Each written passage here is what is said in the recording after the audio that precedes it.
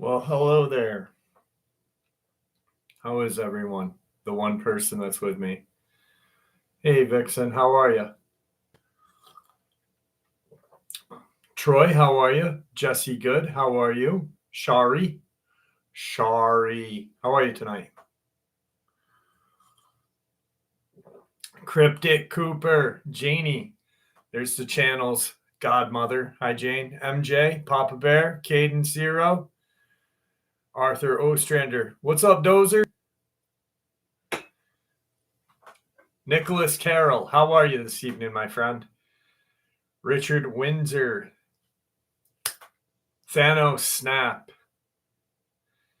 Jesse B. Gen X, what's going on? Lunatic, that is Savage. How are you, buddy? Barry Watterson.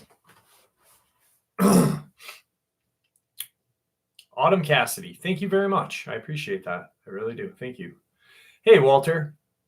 MAGA, what's going on? How are you, buddy? Corda Cortez, how are you this evening? Ford sucks. GMC is way better. Puma Pete, what's going on, buddy? Sandy Williams, sniff it out. Mel from Massachusetts. Hey, Mega, how are you? It is what it is. What's going on, guys? Thank you for spending another Saturday with me. I do appreciate that. I really do. I got a whole heap of I got a ton of experiences. I got 3 lot lizard stories tonight, and I'm waiting for Aramic to come in because Aramic once again outdid himself and sent a package to me today. 2 packages, actually. And it blew me away when I opened them. I'm going to change my glasses. Hang on really quick.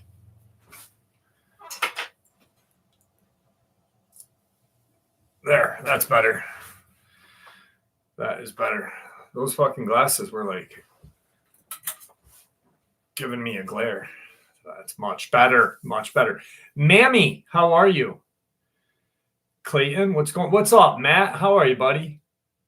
Alligator Horse. Gregory. I'm feeling good tonight. I'm feeling a lot better. Thank you for asking.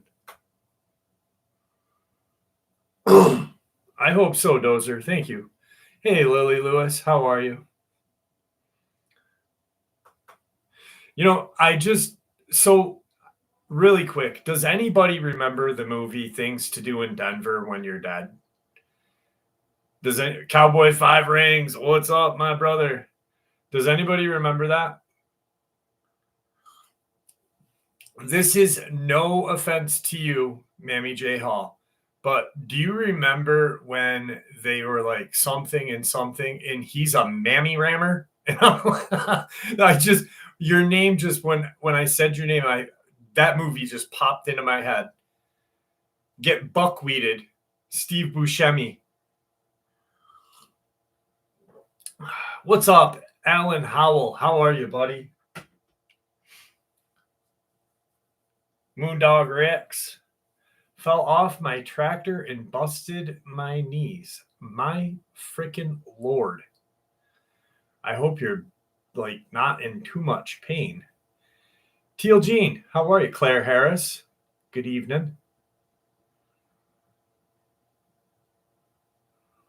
God, fucking knees. There's nothing worse than like knee pain, hip pain, except being a pain in the ass, maybe. MJ, thank you, dear. Appreciate the love. Pete, appreciate the love. I honestly cannot wait until Aramic comes so I can show you guys. Like, I don't know if you guys saw the video that I did when he sent me the first package and it blew me away. This one toothaches are an absolute fucking nightmare. Absolutely. This package outdid it. I was like, first of all, the UPS guy put it on my back porch. On my back porch. I'm like, luckily I had to get my bonsai tree and bring it in for the night. But there it is sitting there. And I'm like, these are 2 packages. I'm like, are they for me? Why would they be on my back porch? Maybe they're for the neighbor. No. It said Jeff and it said from Aramic. And I'm like, holy cow. What's up, Robert Sharp? How are you, buddy? Taking the red eye to Newark. Damn. Black Pilled, how are you? Hey, Maggie, how are you? James Moses, what's going on, my friend? Lisa McLeod, how are you? Oh, thank you so much. I appreciate that. Hey, Neck, how are you, bud? And for those of you that are wondering, yes, the police car is out there. You cannot see him. I can barely see the yellow or white kind of markers on his car's asshole. But Michael Gregg, no, I've had a really unbelievably long week. I don't know if you've heard any of the. Okay, so I just want to clarify something. During the week, every first upload of every day is brand new. Then I put bonuses in throughout the day just to do it. But every upload throughout the first beginning of the day, it's a new upload. And I usually share some updates or whatever. I just had a really busy, crazy week with family, and I not really can't do much. So it's I will get in touch with you. I can't tell you when. I honestly don't know. Probably maybe not next week. It's going to be a couple, maybe a week and a half, to be honest with you. And I do apologize. Joseph Cannon, thank you so much, my friend. I truly appreciate that. Wow, thank you. Yeah, the new Jane's Addiction shirt, me too. I'm saddened that they freaking broke up. I wish. What's up, Fuji? How are you, buddy? Kakalina, good evening.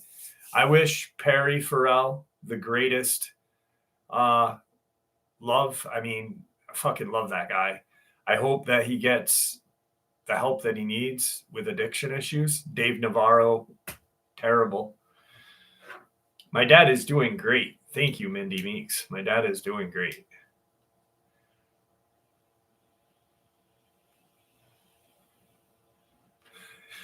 59th, how are you tonight? I was actually thinking about you during the week. For some reason, your name popped into my head, and I said something like, "Oh, he'd really like that," and I don't remember what it was.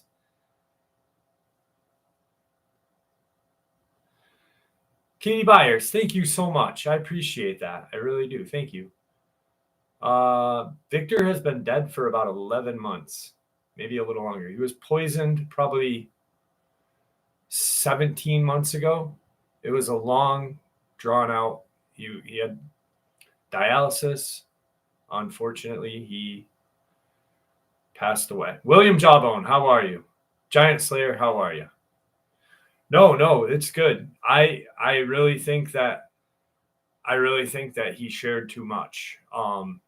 And that was the biggest thing. I started to piece it all together while working on the rest of the book. And then when they told me to take out the foreword, because I actually talked about him being poisoned in the foreword, and they said, take these 2 chapters out because it was stuff that you guys hadn't heard, which I might share on a live stream, not tonight, but maybe in a week or two, maybe for Christmas or whatever. I don't know. I got to get the file out. But because he was in the hospital, I'm on really good speaking terms with his daughter-in-law and son. That's how I knew.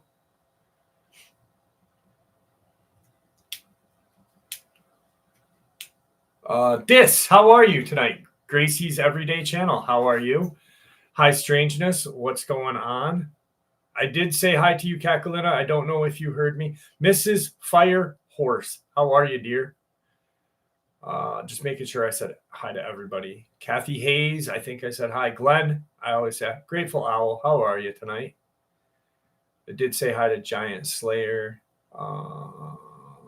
Hey, Tommy, long time no see. Glad that you're here with us tonight. IE Native, how are you, buddy?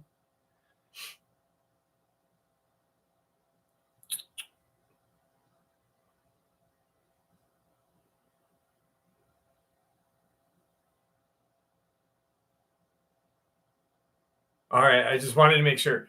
I kind of get bummed out when people don't hear it at first because I know I really want to say hi to everybody because you guys are the heart and soul of this channel. So, Truth in Christ, how are you tonight? Kitty Wolf for us. Kitty Wolfers. That's a very difficult name to say fast. Chris Mills, how are you?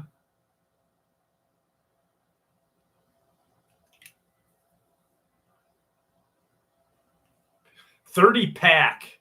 I'm just gonna change your name to 30 Rack right now. Just because, like Puma Pete, I changed his. You're now 30 Rack. I don't know why.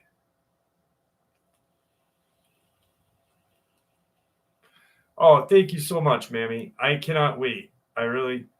What's up, Marianne? Josh, how are you? Jay, how are you? JT, how are you? San Francisco Bay Waste Management, how are you? I just changed your fucking name too. Vic Lyon, how are you, my friend? Thank you for joining us in this live stream. I appreciate it. Welcome. Closeted Psychic, how are you? Mikey M, what's up, buddy? Johnny Midnight.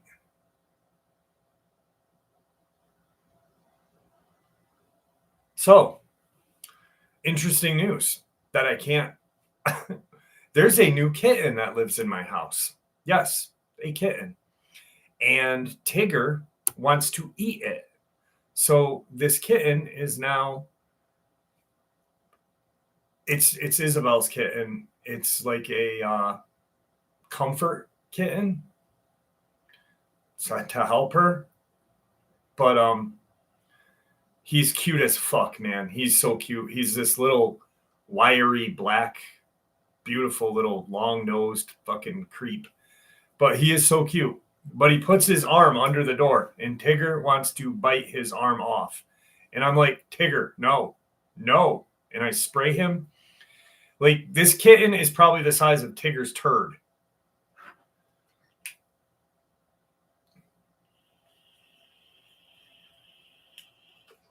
Christy Strom, how are you this evening? He is cute. He is so cute, man. Like, I am partial to Tigger. Like, he's my best friend. He's my boy. But the second I saw this little guy, I was like, oh, shit. I'm like, I think I love you. His name is Apollo. I call him Creed for short. What's up, Adam Condon? How are you, buddy? What's your takes on the escaped monkeys? Nah, they escaped. I mean, there was in Louisiana, Theo Vaughn had to catch some. But there's an island off the coast of South Carolina, if I'm not mistaken, or North Carolina, one of the Carolinas. And the island is infested with monkeys that had escaped like years ago. And they just leave them alone. So, I mean, shit happens. I don't think it was, I hope they catch them, and I hope they don't have fucking weird diseases like fucking booter drippage. What's up, Poppy from Sweden? How are you? I heard they were all female. All right, that's a good thing though, because then I mean they'll live. Unfortunately, they'll live. What's up, Martin? How are you, buddy? They'll live for like however long they live, unless some weird human guy goes out and starts breeding with them. I don't know. I'm just teasing. Some homeless guys out there in a box, like making love to monkeys. Why did I say that? That is so fucking wrong. I'm such a fucking moron. What's up, New England? How are you? Sambo, how are you, buddy? That could be love. It could be love. I don't like monkeys. Monkeys scare me. Monkeys scare the shit out of me. Even little ones. Like, I don't like any kind of monkey. They bite. They throw shit at you. They're stronger than you. Even the little ones that little arms are like that big, They don't rip your fucking toes off and shit. Fuck them little bastards.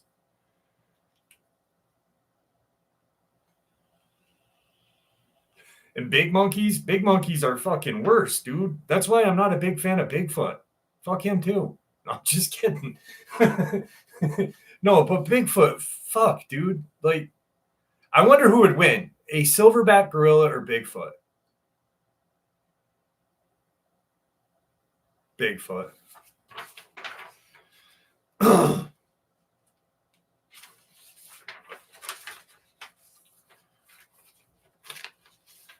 Yeah, Bigfoot. I don't know though, because silverback gorillas are pretty fucking badass, dude. Like, you get one that's just like hasn't been laid in like 6 months. That's the alpha of the freaking thing. And like, you poke him a couple times while he's in a cage, and then you let him out to go fight Bigfoot. We might have a winner. We may have a winner.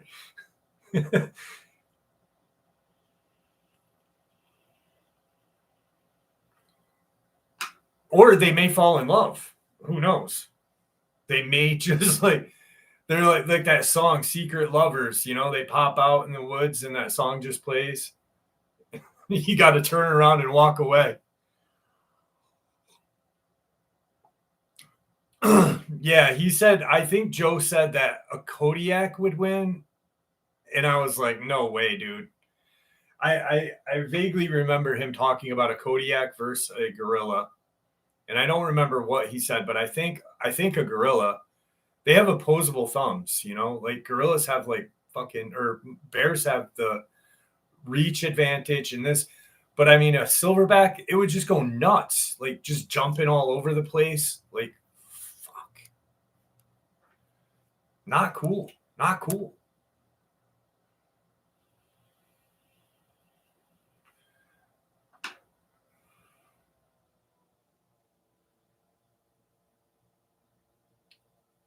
Yeah, I don't know who that is, wired tight, nor do I really care about that. So thanks for sharing, though. Donkey Kong throwing barrels. All right, so I'm going to save these for Aramic. Someone let me know. When you guys see Aramic before me, let me know. What's up, Sumner? How are you, buddy? Because when he comes in, I will be able to share the packages that he sent me. Dogman hybrids.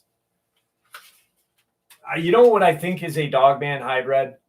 Devil monkeys. I've often thought about devil monkeys. There was that one that was ran over in Maine, I believe. Speaking of Maine, where is Josie?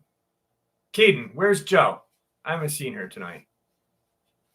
Donna Harmon, how are you? Is Pups in here? Hey, Pups. Rockin' steady. What's going on? Steady rocking with your Akin out. Caden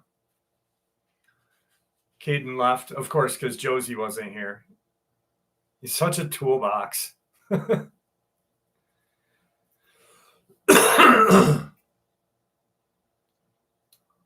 Nick Hendricks, what's going on, buddy? Where is Gringo? I actually, Devil Monkey. It is a weird looking thing. It got hit in Maine. Probably in the 70s or 80s. It wasn't as large as a Dogman, nor was it. It was larger than like a chimpanzee. It did look very similar to the mix of both. Very interesting looking creature. Aramic. Where's Aramic? I didn't see him. Is he here? Aramic, what's going on? Wait, I got to make sure. There he is. Aramic, I waited for you to get here. Okay, so Aramic, I love you, and I want to thank you. And sending me all of these paintings or prints is not weird, and I do appreciate it. I'm waiting for the Mothman one, though. So, really quick. Aramic's first package that he sent me this. Some crawlers, right? But that's not it. The first package contained that. It contained this amazing Bigfoot print, and they are prints, right?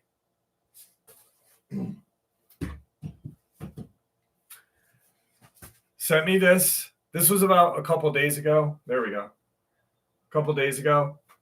Maybe a week ago, I think. And then this. All right. So today I go outside probably, I don't know, a couple hours ago, and to get my little bonsai tree from outside because I'm trying to get it to acclimate to upstate New York weather. And there's 2 packages there. And I'm like, holy cow. So I open it, and here's the first painting. The Beast, or the Giant of Kandahar. Amazing. Thank you, Aramik. Thank you.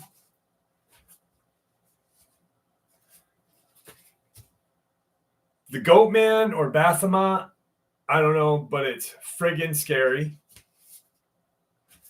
An aquatic cryptid, very scary. Reminds me of that creature Victor talked about a little bit, or that one that attacked the gentleman in the wheelchair.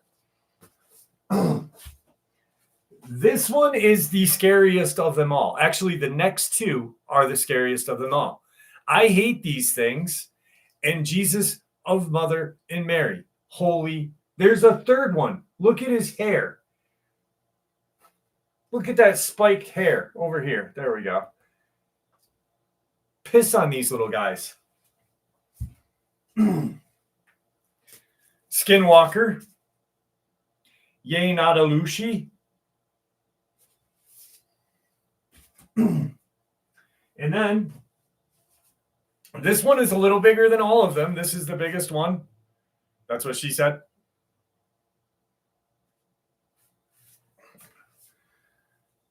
And then there was a shirt. Aramik, I am not a 3 freaking X. Holy. I have a complex about being a little chubby. But I do appreciate it. He sent me this shirt. But, I mean, this is freaking awesome. Thank you. I really appreciate it. I was like, maybe I'll just hang it on my wall. I put it on. I'm just kidding, buddy. I'm just kidding. This is extra baggy on me. I'm a large, like 180. But thank you. When I opened that, I was like, holy shit. Like, thank you, Aramik. You outdid yourself yet again, and I do appreciate it. I cannot express the gratitude I have for you. So thank you. And let me say hi to Sam. How are you, buddy? Thank you for joining us tonight. Winter Sky, how are you? So in order to celebrate, this one goes out to you, Aramik. This one goes out to you. It was here. It was on my back porch, dude. It was on my back porch. I have no idea. UPS must have gotten lost in my backyard somehow. I have no freaking idea. Like, they went around my whole house to get to my back porch. Anyway, this one goes out to you, buddy.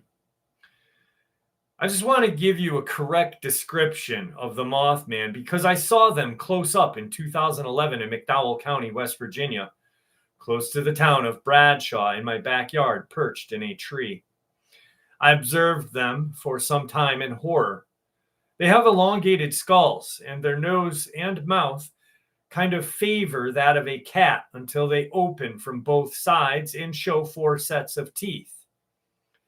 They were male and female, the male standing to be 9 feet tall, the female maybe 2 feet shorter. They were perched in the trees like gargoyles, but they stood up, and I got a good look at them. Their eyes and skulls were elongated, and their teeth were sharpened to a point. They were covered in what looked to be brown or black through parts of their face, feet, and hands, and the wings were black with talons. They didn't have butterfly wings. They had wings like angels with talons. The wings faceted on their backs and to their wrists. The movie Jeepers Creepers was close, except the face. They took flight, and the wind beneath them made the ground seem to shake. I noticed while observing these creatures for close to an hour that they seemed to telecommunicate, and there was a sound coming from them that sounded like an old locomotive screeching of wheels, and they clacked their teeth at each other and then took flight. Very frightening creatures. If I had to guess, I'd say they have been here with us all along. As I feel these creatures live under the ground and hunt at night, the red eyes glow when the lights hit them. I felt I had just seen a fallen angel, not the pretty ones you see in pictures. God is the master of the skies. I am sure he has many creations men have not discovered yet. I pay more attention to my surroundings thanks to my experience. And now I always check the trees. I am in my right mind, and I would not tell a lie to doom my soul. I witnessed these events. Thank you. So that one goes out to you, Eremic. Thank you. I know you are. Eremic is the biggest believer in Mothman. Like, I've heard he has gone to bars and beat people up that said Mothman was fake. What's up, Wesley September? How are you, buddy? Ben Sanborn. Bombastic Buster.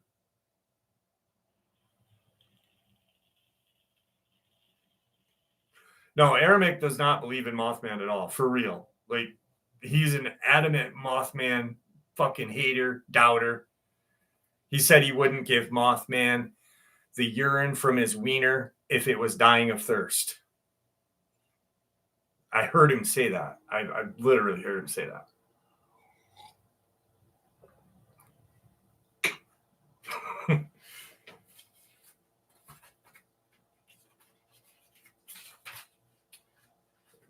Good evening, Brad Lee. How are you, buddy? Chanel Shock. How are you?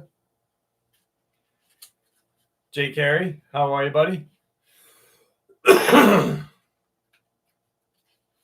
Yeah, Illinois is full of Mothmen.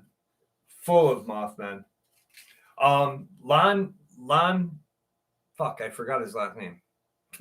Lon Chaney, who I've interviewed on my channel, and I really admire him. He's got a couple books on the Mothman that are spotted in Illinois. Very, very smart guy. Very smart guy.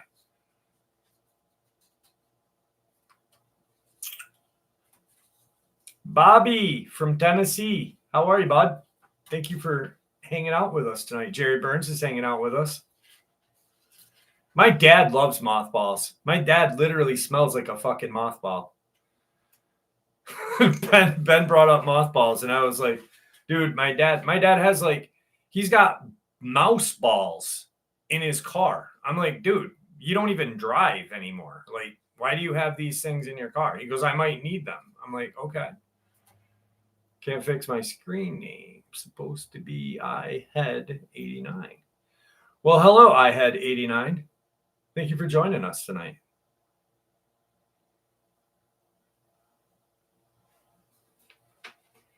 Mothballs do work. It's a very good old person cologne, I've heard.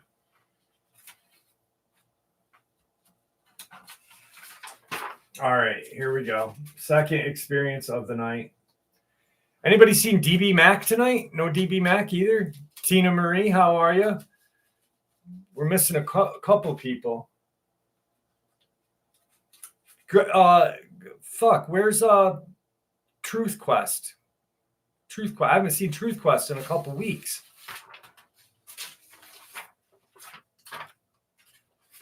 This one's creepy as heck. Back when I was in high school, my friend and I saw something I began to refer to as the crawler.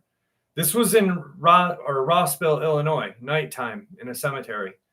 I think it's probably late summer, early fall, because I don't remember it being too cold out. Would have been around 2010. Pretty sure the moon was close to being full. It was pretty visible. My friend and I used to walk this loop. We would leave her place and go down to the block to the side of the road that led to a park. We would then turn left, cut across the park to the side entrance of the cemetery.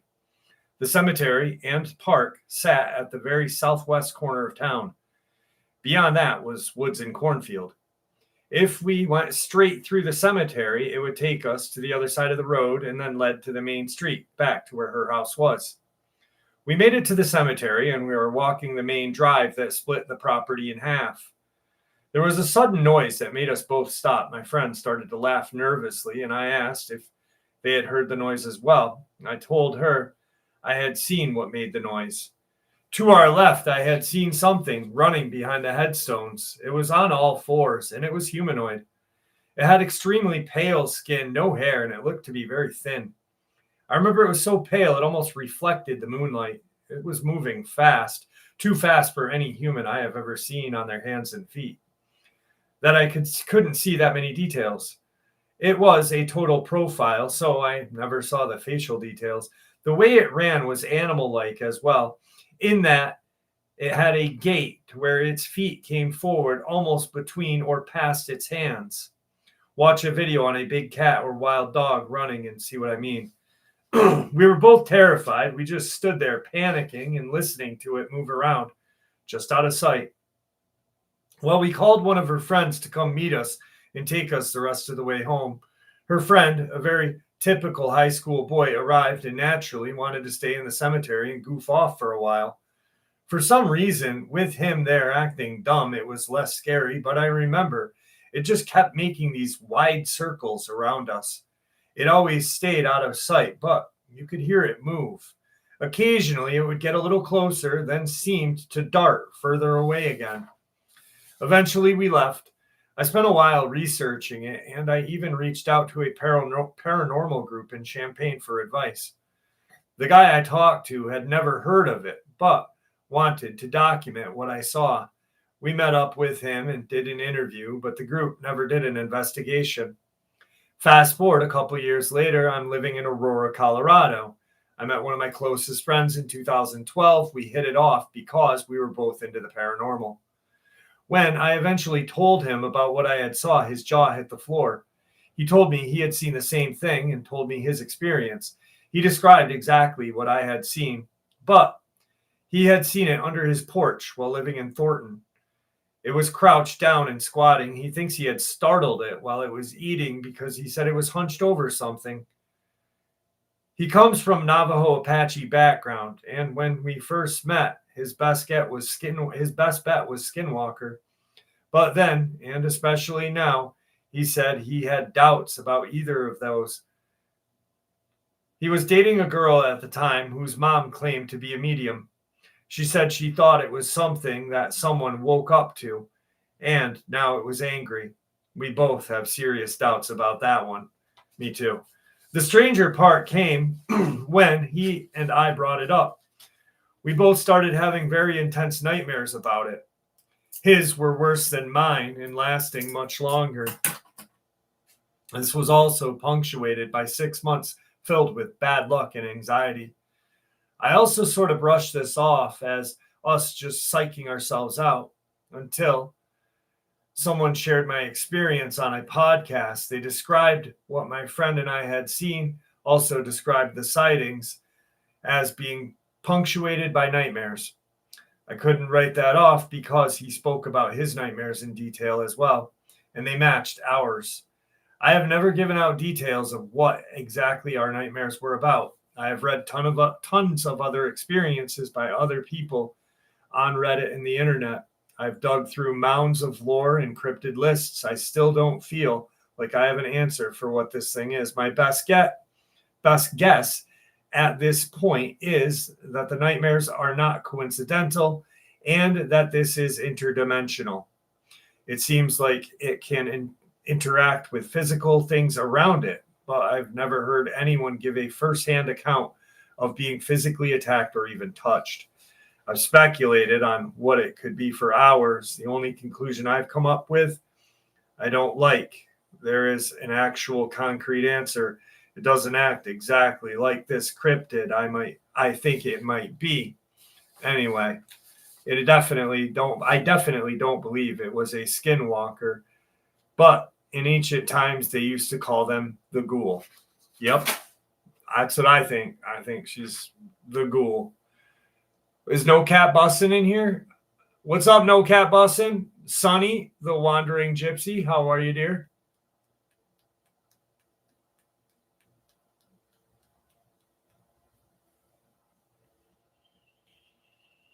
What's up? Delirium, how are you? Oh, God. I was freaking busting ass working today, and I fucking sat on my right nut, and it kills now. More info about the ghoul. It's not a rake. Rake is a creepypasta that was created by Tobias Wade. The name The Rake was created by Tobias Wade, a creepypasta artist and writer. And I've been good, Norman Comics. He's actually a very good friend of mine that I met when I started the channel. But really, he started to research real cryptid stories to write creepypastas to not confuse people, just to make authentic sounding stories, but put them in a creepypasta titled book. But The Rake is a creepypasta. The ghoul is like ancient, whatever, like all cultures, like Danny Van Drimini talks about in Them and Us, have always had these creatures throughout, time immemorial. And, Greeks, Chinese, every culture has a ghoul-like creature or a crawler-like creature, a dogman, a Bigfoot. So I think they are interdimensional, but I think some do live underground as well, and they physically can attack because Robert's son, JR, from New Mexico, Silver City, New Mexico, saw them attack a dogman and kill one.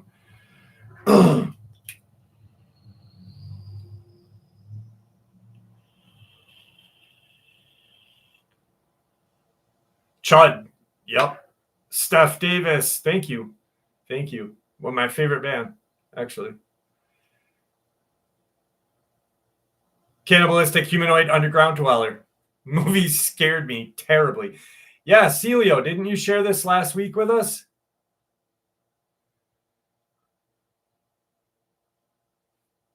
I vaguely recall that. And it just kept getting bigger and taller.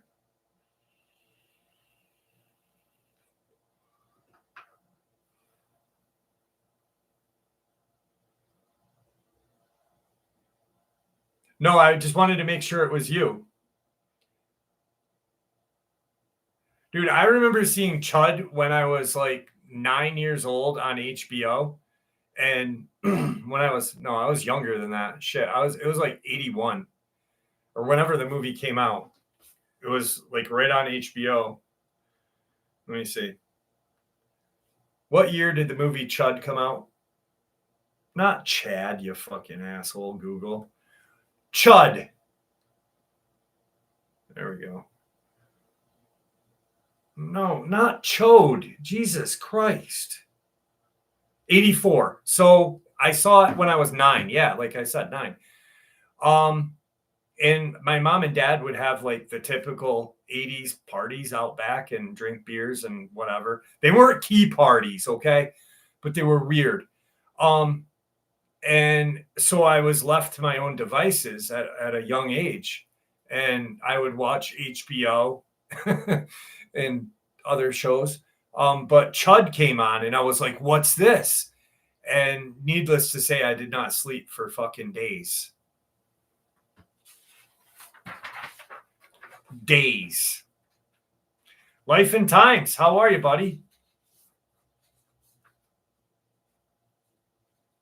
Nobody knows, Bart. Nobody knows. I have no idea if that was just a question, randomly question.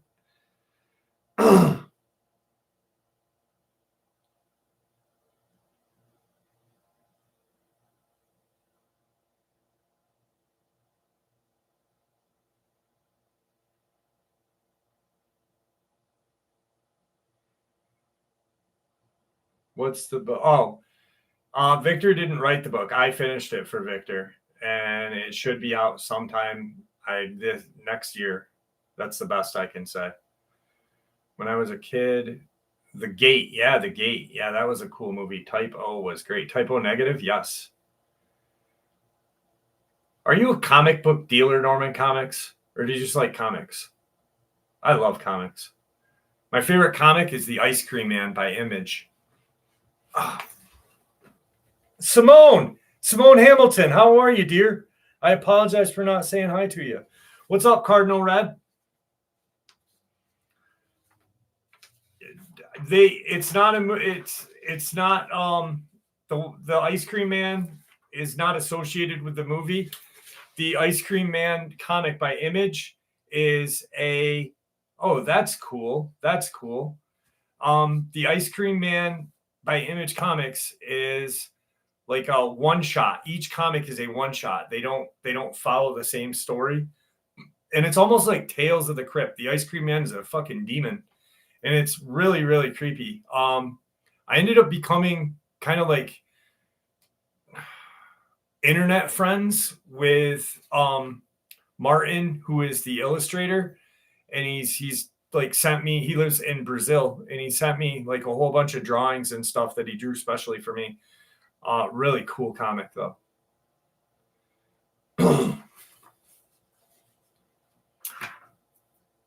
Blue Days, how are you tonight? Just lurking? That's cool.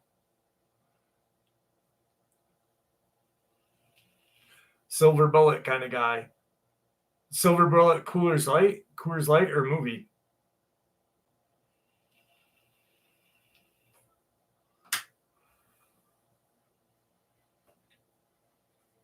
Movie.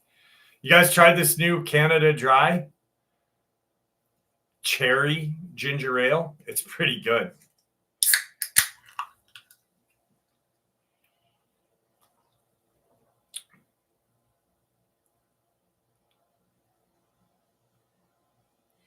Yeah, Boom. I don't know why. That's weird. It is very weird. The cran ginger ale is amazing too. But the cherry, holy moly. Like, it reminds me of when I took my first sip of it, I instantly got a nostalgic flashback of Bubble Yum Wild Cherry Gum. And I like giggled to myself. Like, I felt like a little girl. I was like,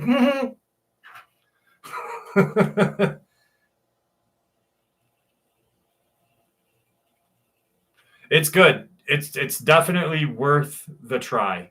Definitely worth the try. You got to get those freaking Applejack Pop-Tarts. 59. The Applejack Pop-Tarts are by far the greatest things on earth. Yup, I eat them every night before I go to bed. This is my, like, I sit in my studio and I just fucking work. And then I eat 4 Applejack Pop-Tarts with a big glass of milk, go brush my teeth, and then I grab the Outshine lime popsicles. I crawl into bed with those, and I watch YouTube and eat popsicles in my bed and go to bed. Randy Man, how are you, buddy? Cacalina, it is by far the greatest, one of the greatest sodas I've tried. And I'm a diehard Coke drinker. Like, I love Coke. No Outshine watermelon, not for me. I'm not a big fan of the watermelon. Lime is so good. Oh my God, it makes me like ooze with joy.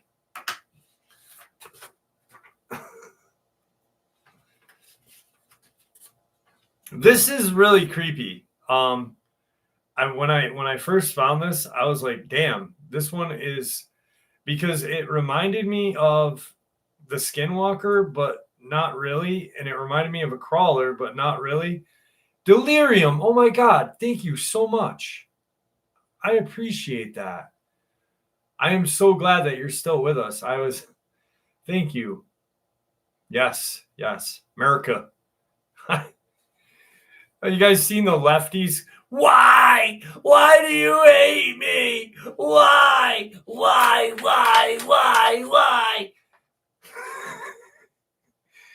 Oh, I probably lost a couple of subs right there.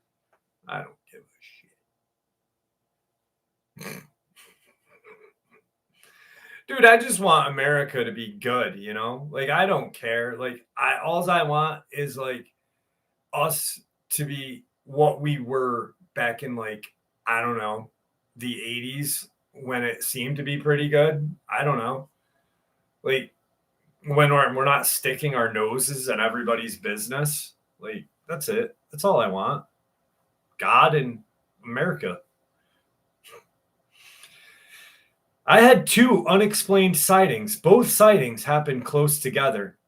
The first time was around the end of June 2015, witnessed by myself and my girlfriend 30 miles east of Shoshone, Idaho, at my new home we had just moved into in May. The old farmhouse had been vacant for a few years, surrounded by fields. The closest house 5 miles away, the closest town 30 miles away. I was coming home at about 10 p.m. one night. I pulled off the main road onto a little dirt road leading to my house.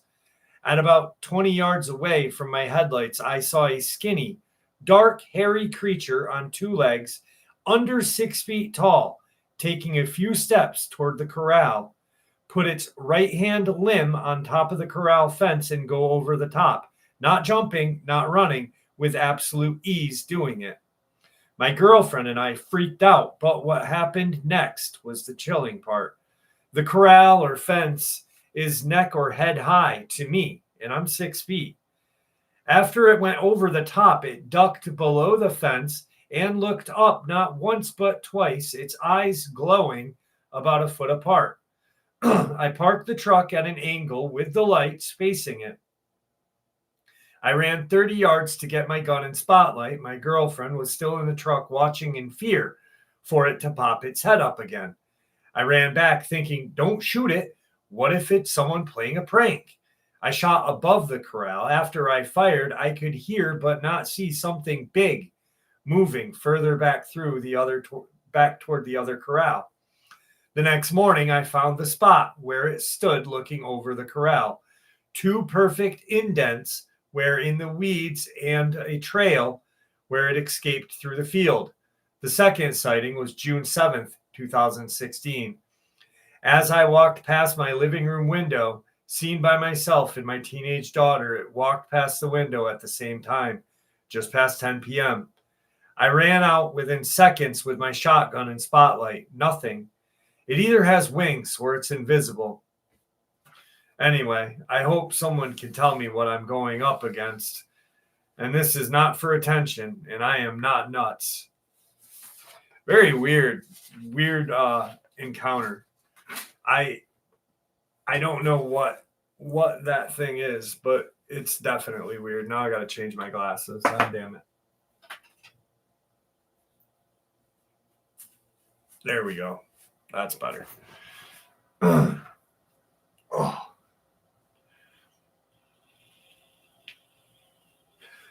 No, Aramik, not the chupacabra. Because I've maybe the South American version, but it was hairy.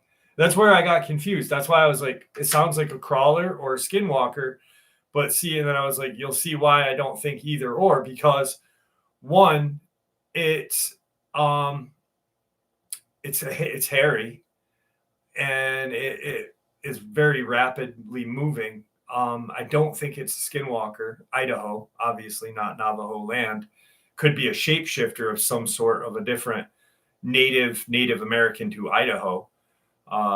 That's what I probably should have done. I probably should have did some research on the Native tribes in that region and looked at their kind of lore.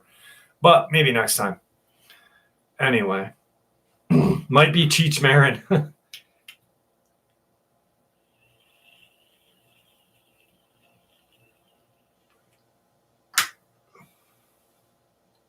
It's totally pants right now. Wish we could go back in time. Need a lot lizard story. I got 3 of them tonight, Claire Harris. I got 3 of them. Sounds like my mother-in-law. My mother-in-law, well, my ex-mother-in-law, and thank God my ex-wife was adopted, is a humongous freaking mean woman. Like, she is just mean. So maybe her. Aramek, holy shit. Thank you so much. I appreciate the love. I really do. Ow. Oh.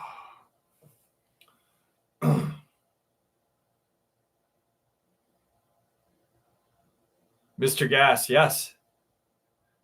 Yes, it is. There was a band that was very similar to Typo Negative, and I don't remember the name. I remember like one verse of the song, and I loved the song. As I die. Fuck. I'll have to look it up later. Speaking of, you know what? How long have we been? Oh, we've been doing this for an hour already? Holy shit. I'm in a rare mood tonight. We might go on. We might be longer than 2 hours tonight. How about that? Huh? A little longer than 2 hours? A little talky, little boogie. It is time for the wonderful world of lot lizards. Lot lizards. This is a fictional story. This is not a real story. This is a fictional lot lizard story. The most dreaded cryptid on Earth, known to man and all truckers, known to carry a vicious venom and pass it on to unsuspecting truckers, is the lot lizard. The air was thick with the stench of diesel fumes and the eerie silence that hung over the deserted truck stop like a pall.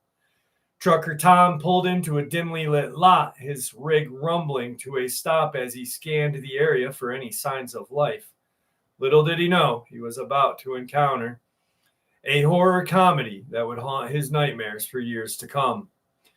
As Tom stepped out of his cab, a figure emerged from the shadows, her stilettos clicking against the cracked pavement. Samantha, a notorious lot lizard who prowled these parts, preying on weary truckers and looking for a quick thrill. Hey there, sugar, she purred, sauntering up to Tom with a predatory grin. You look like you could use some company.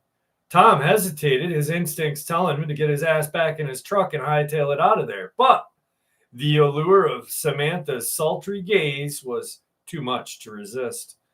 Well, darling, he drawled, I reckon I could use a little entertainment. As they made their way towards the motel, Samantha couldn't help but feel a twinge of excitement. She loved toying with her unsuspecting prey, and Tom was ripe for the picking. Little did he know, she had a twisted plan in store. Once in the motel room, Samantha began her seduction, her hands roaming Tom's body as she whispered sultry promises in his ear. But just as things were heating up, a sudden noise from the bathroom made both of them freeze. What was that? Tom whispered, his heart pounding. Samantha, afraid in innocence, I don't know. Maybe it's the wind or something. Cautiously, Tom approached the bathroom, his hand on the doorknob. As he flung the door open, a grotesque sight greeted him. A hulking, deformed figure lurched towards him, its mouth gaping open in a guttural roar. What the? Tom barreled. Tom barely had time to react before the creature pounced, its claws raking across his face. He stumbled backward, his eyes wide in terror. Samantha burst out laughing, her shrill cackle echoing through the room. Surprise, sugar, she taunted. Meet my little friend Bubba. He likes to play rough. As Bubba advanced on Tom, Samantha watched with gleeful anticipation. Her laughter mingled with Tom's desperate cries for help. The unholy tango of horror and comedy played out in this dingy hotel room, a twisted dance that would haunt the helpless trucker for the rest of his life. In the end, Tom did manage to escape, his face bloodied and pride shattered. As he sped away from the deserted truck stop, he swore he'd never step foot in that cursed place again.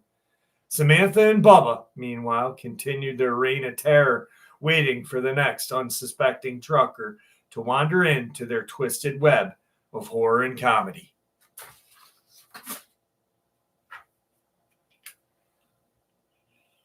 What did I miss? What did I miss? Aramik said something funny. Aramik needs...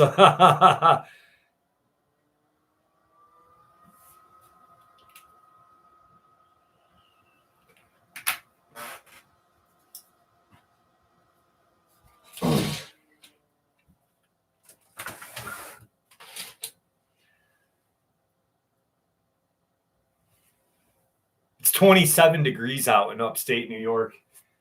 What about says $20? Oh!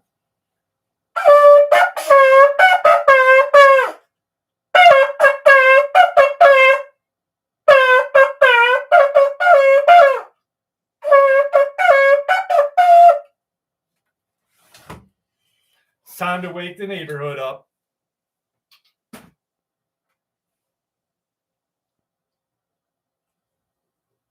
I take requests.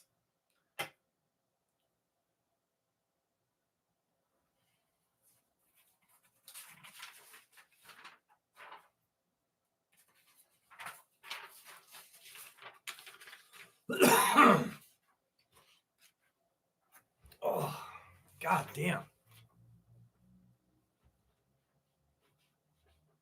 There we go. Now they're better. Ha ha! That was a good one. That was a damn good song. I'm getting good. Getting my tutelage going.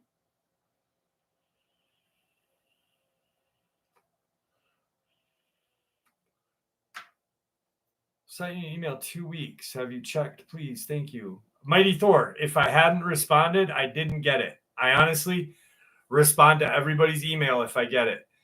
And even when I don't have time to like talk immediately, I say, hey, got your email. Can't talk now. We'll try to contact you in the future. So try to send it again, please. Shut up, Rockin' Steady. Sonic Fox, welcome. Thank you. You did respond.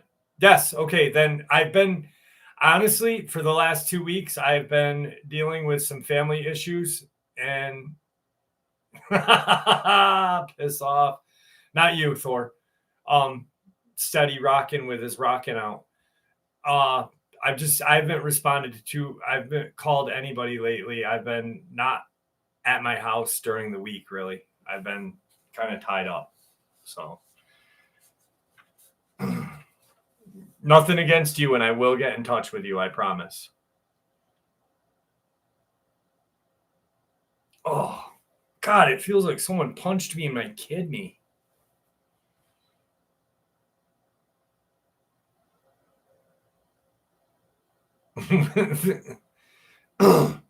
Yeah, I promise, Thor. It's just I've literally been just dealing with my daughters, don't want to get too into it right now.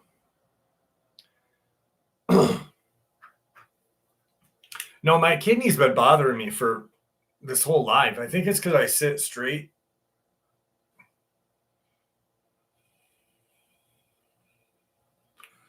Thanks, guys. Appreciate it. Oh, we got to do a Lizzo the Lot Lizard story sometime. Maybe I'll work on that this week. I'll fucking come up with a good Lizzo the Lot Lizard that just sucks the lot lizard or sucks the lot dry. Lenny, hi. Yeah, wait 4 more years, my friend. Jeez, crow. Oh God, I love her to pieces, but holy crap, would I like to fucking RKO her off the top rope. Peter Parsons, thank you so much, my friend. I appreciate that. I really do. Lola was the best one yet. There was Lola, Trixie. Lizzo will be next. Good old Lizzo the Lot Lizard. Hopefully she doesn't come after me. I wouldn't know what to do.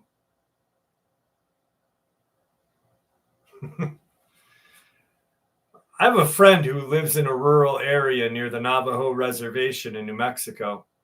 She would hear tapping on her window and walking on her roof. One day when I was over to her place, she went to sleep and I stayed awake. I started hearing the walking on her roof, and when it stopped, I started feeling uneasy and anxious for no reason, so I went outside to smoke. Her house is a one-floor small house on a farm that's in the middle of the forest. It has a hammock 20 yards to the side of the house. So, as I'm lying down smoking, I hear some noises in the trees. I start getting scared, so I called my dog, a German Shepherd. At least I feel a bit safer. As soon as I call her dog's name, the noises instantly stop. And Sky, the dog, started barking and ran to the back of the house as if she were chasing something.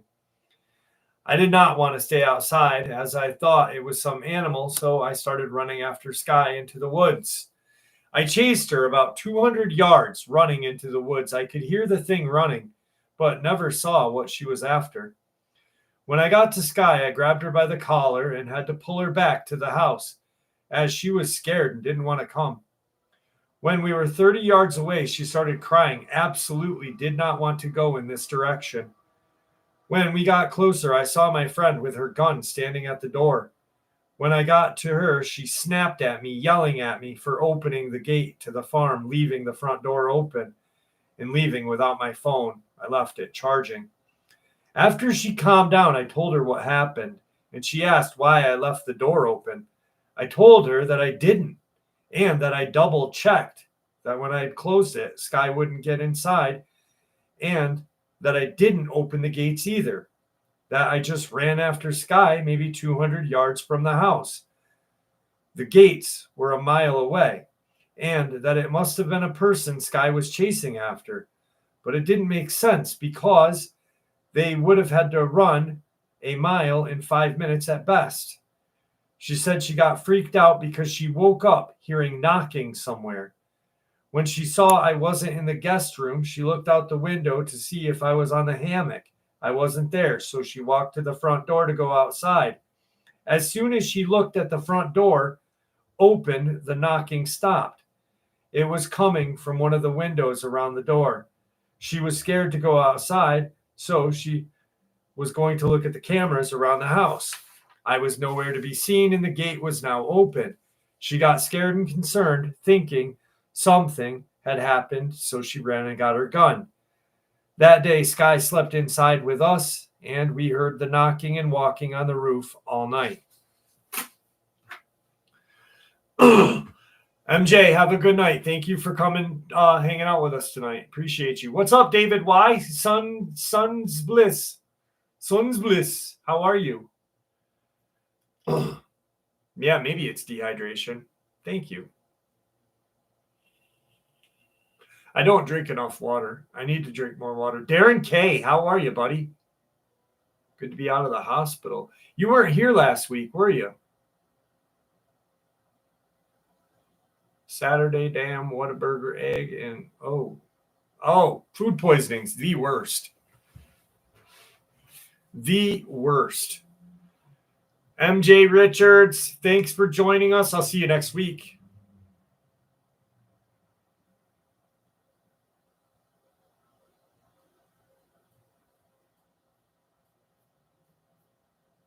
Yeah, I don't think I saw you. I know I did. I do remember saying hi to you last week, but briefly because you weren't. Yeah. Pups was here for a little bit, wasn't she? I vaguely recall Pups being here tonight.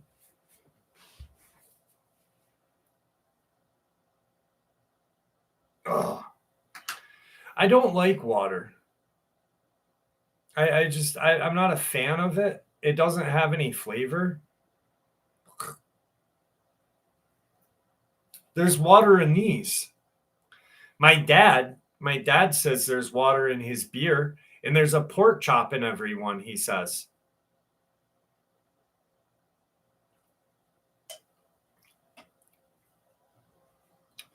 My dad does not drink water. He drinks beer. Lots of beer. I'm just kidding. Aramic, thank you so much, buddy. Thank you. I appreciate you. Coconut water. No. Ugh. Yeah, Dr. Pepper is very popular down south. My dad is awesome. I fucking love the guy. Oh my God. He lacks in tact, absolute. The man lacks in any kind of tact. He doesn't care what he says, especially now that he's getting older and almost died a year ago. He doesn't give a rat's ass what he says to people. Aramic is awesome. Aramic, you are amazing. Thank you, my friend. That's a good idea, Will Dorton. Thank you. Good idea. Oh, yeah. But this shirt is amazing, Aramic. I really do. I wish it was a little smaller, but dude, that is so fucking cool. I really appreciate you, Aramic. I cannot tell you how much I appreciate you.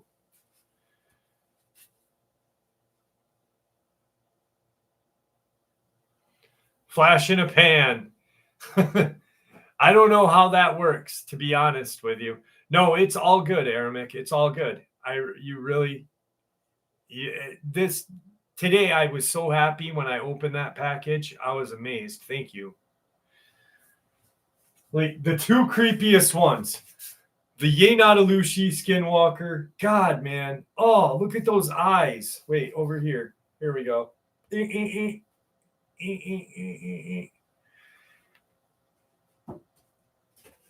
And then, oh, Jesus. Oh, no. I'm afraid to put this on my wall. Like, these guys scare me. These little black-eyed kids. But also, I'm a grown man with kids on my wall. That's kind of weird. No, I'm just kidding. This is going downstairs in the downstairs studio, Aramic.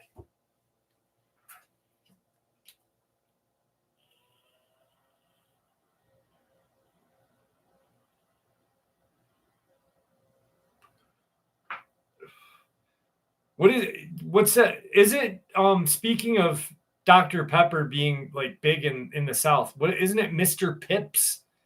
Mr. Pips or some shit like that? Isn't that? Yes, Rockin' Steady. It's going in the haunted area. Mr. Pibb. Okay, Mr. Pibb.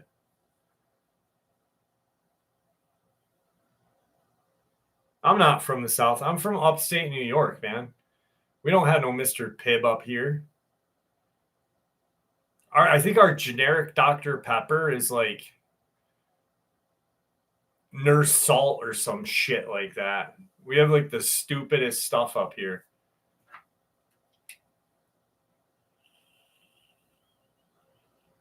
Dr. Thunder. Yes, I heard of Dr. Thunder before. Oh my God. I swear to God. I literally the other night was driving. I had to go somewhere. And I was like so far out.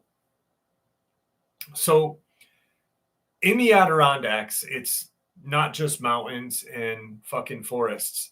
There's a lot of farmland. And I was going towards Vermont.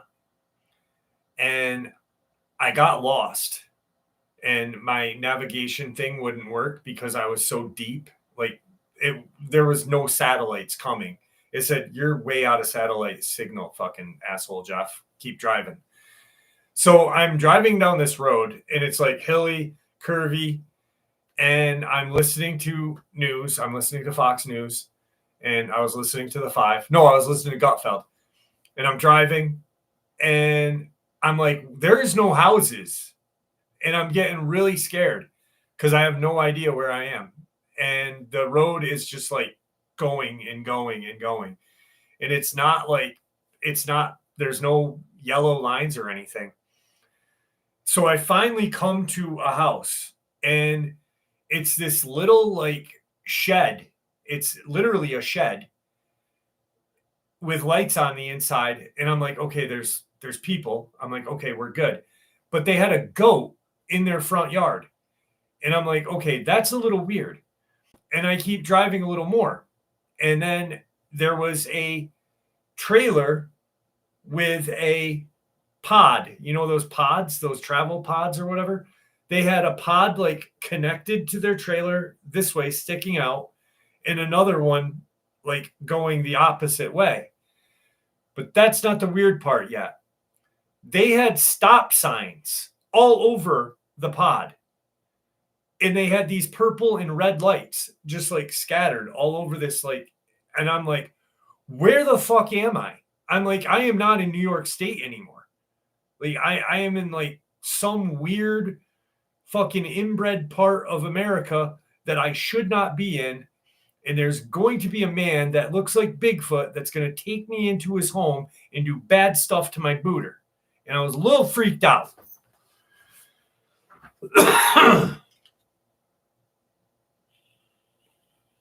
It was scary. Like, I was like, what the fuck? When I saw it, I was like, okay, that's a bigger, because I could see the lights. And I'm like, all right, that's a bigger house, because it was on the other side, a little ways down. And as I'm driving, you know how stop signs reflect? There was all these reflections. And there was at least 10 to 15 stop signs on this pod. And I'm like, do they own those pods? And how aren't the police? Did they steal those stop signs? I'm like, what the fuck is going on? It was so weird. Lunatic Fringe, what's going on? Thank you for joining us tonight. Yes, there are hillbillies everywhere. And these people were hillbillies.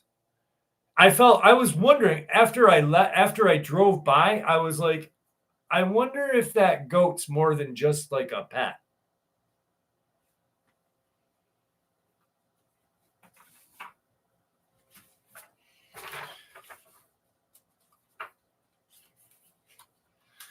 Aramic, this one goes out to you, baby. I'm working as part of a cleanup crew during the Wisconsin State Fair Park in West Allis, Wisconsin, a suburb of Milwaukee. Anyway, the night was August 5th, 2021. I was by the main stage helping clean up after a concert that had let out earlier in the night.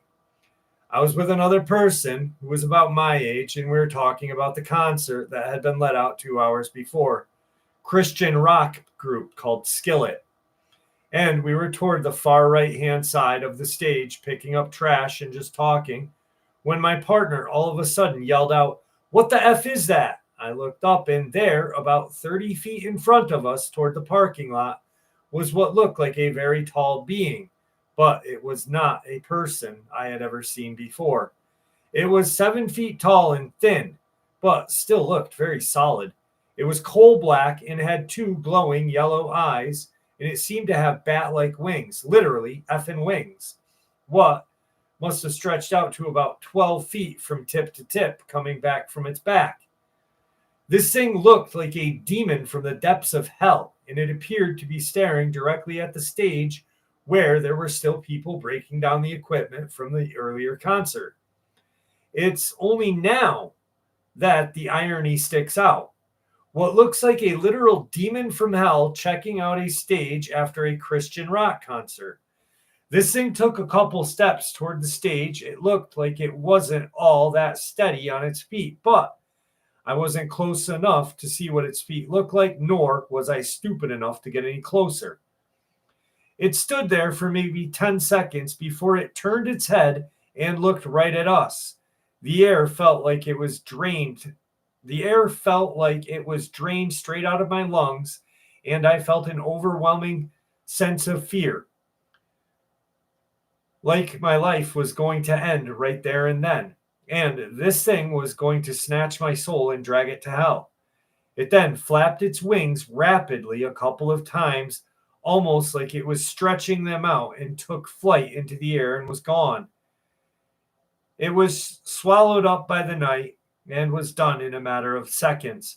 I'm not sure how long we stood there, but it wasn't until someone came up to us and asked us if we had seen someone they were looking for when we snapped out of it. The person asked us if we were all right and then asked us if we were high. We told him that we had just seen, and I am not sure if that only helped reinforce his belief that we were not actually stoned. He told us that maybe it was just a big owl or maybe some other kind of bird, and maybe the lights from the stage and shadows had made it seem bigger. I am confident that what I saw was real, and it has stuck with me all this time. My partner looked like he had seen the devil himself.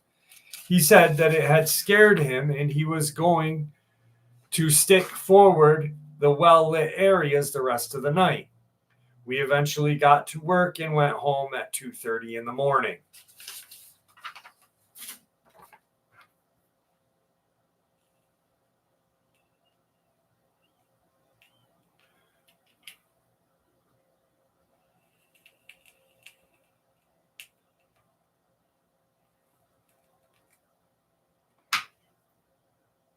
Janie, you're leaving us tonight? George Coker. I think I didn't say hi to you, but I did read you. I did read one of your comments, but I didn't say hi. So sorry about that, George. How are you, buddy? I like grape Fanta. Grape Fanta is delicious. Where the fuck? Wilburn! Where is he? I haven't seen him in so long.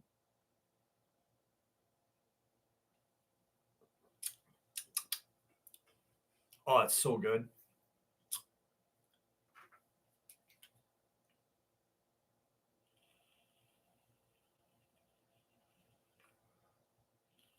What up, Mad Dog? How are you, buddy?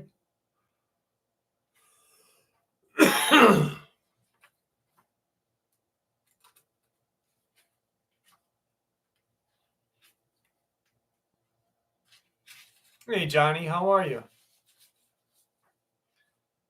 Janie, have a good night. Bombastic Buster, thank you so much, brother. I appreciate the love. I really do. Thank you so much. No, you're not invisible, Shannon Brown. I just spotted you, though. You stick out like a Thor thumb.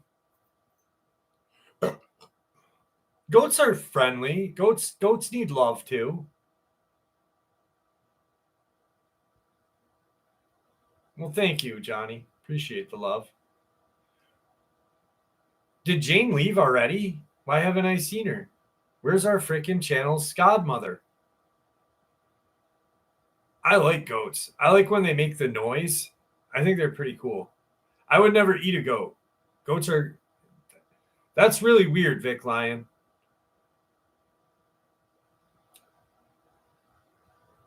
You cannot eat deer in upstate New York.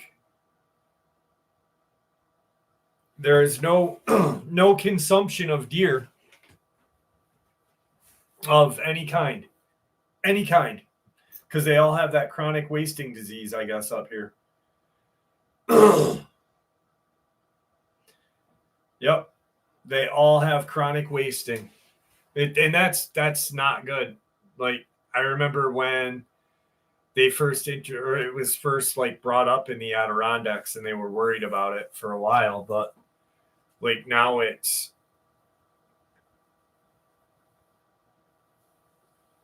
no venison for me. Because it like at the beginning of hunting season in September is when they said but I just remembered it now. But yeah, it's you can shoot them, you just can't eat them. Such a waste.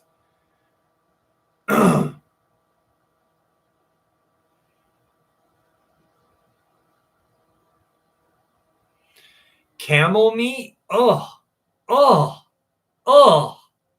No camel meat for me.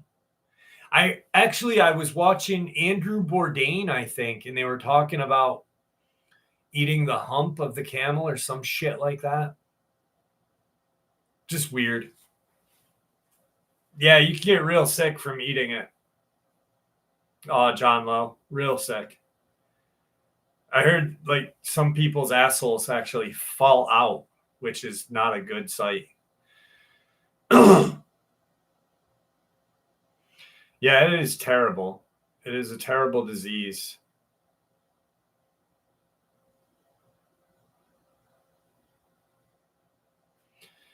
Yeah, Lyme disease was definitely, and it was released in New York State. Aramic, holy shit, thank you so much. Why? I fucking love you. I wonder if, let's see, did they get it? Nope, they didn't. I'm so sorry.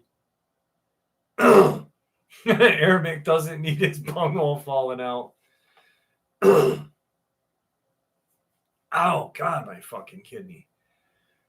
I think Arabic punched me in my kidney because I was talking about Mothman.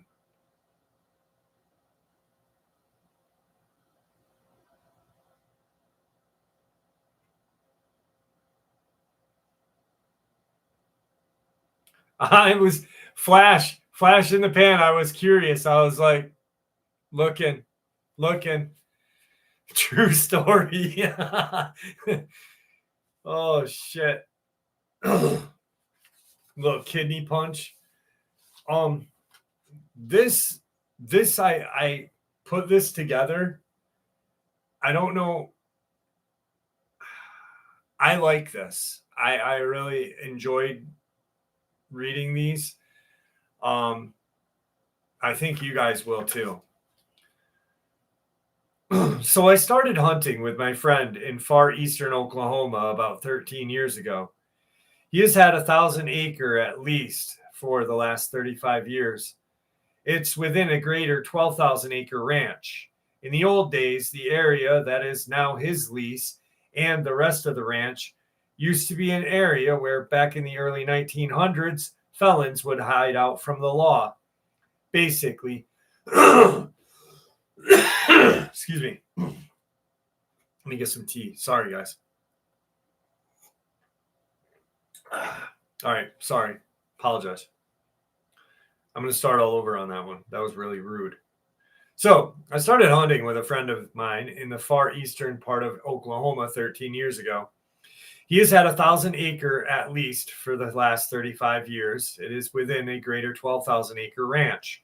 In the old days, the area that is his lease and the rest of the ranch used to be an area where back in the early 1900s, felons would hide out from the law, basically moving around the thick, hilly, wooded oak stands while running from the law. He has had this lease since the mid-90s. He has had very little problems with trespassers. When he is at the lease by himself and not in deer stand where he wears his 357 on his hip. Keep in mind that the first year I hunted with him on his lease, I was engaged to his daughter and we were just out of college. The thick, very dark, and somewhat spooky woods at night were very new to me, as I was born and raised in Orange County, California. The night before the deer rifle season opener, we were sitting in his deer camp in the cook tent, where we were also relaxing and enjoying the fire. He begins to tell me a story that goes like this. It was 10 years prior, and he is at his deer camp by himself, coming out of the woods from his morning hunt. As he is walking, he smells a very distinct smell of frying bacon very close by.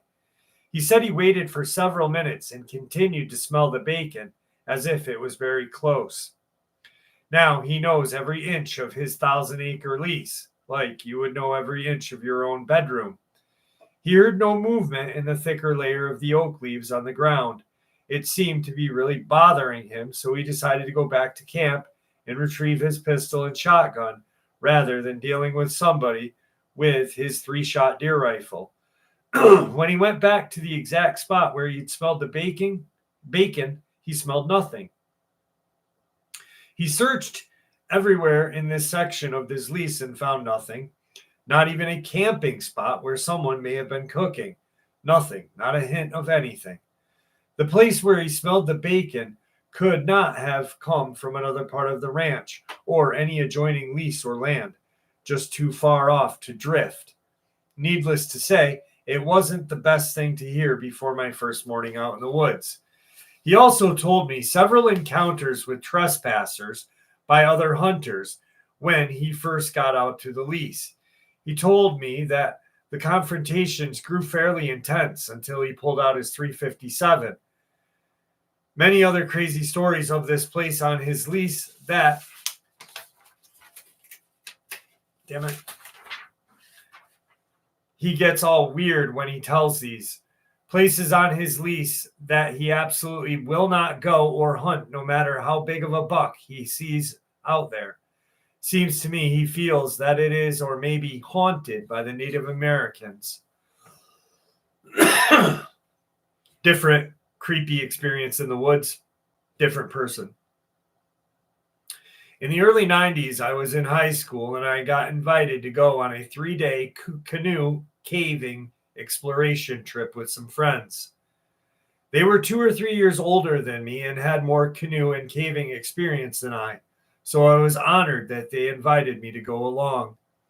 There were 6 of us, and we were going to float down the 11 Point River in Missouri and explore any caves that we found along the way. I had floated the river quite a bit. I lived only a couple of miles from it as the crow flies, but I had never been on a multi-day trip. We usually would go on day trips with relatives or friends that would come to visit for summer. Anyway, we made camp the second night, a little ways back from the river among the trees. It was a fairly open area with scattered trees and knee-high grass. We made the fire, cooked and ate dinner, and we were about to go to sleep when we heard something walking toward our camp. As we shined our flashlights in the general direction that the sound was coming from, we saw a large, dark shape just at the edge of the light. It was roundish in form, about waist high, and its eyes seemed to glow red. It was only there for a couple of seconds and then ran off. All 6 of us were pretty spooked at that point. We stoked the fire until it was probably visible from space, and all started fashioning spears out of saplings. We never saw or heard whatever it was again that night, and we eventually did fall asleep. Later on, we learned that there are feral hog in the area, and I am pretty sure that's what it was. The only thing that doesn't fit, though, is the eye shine.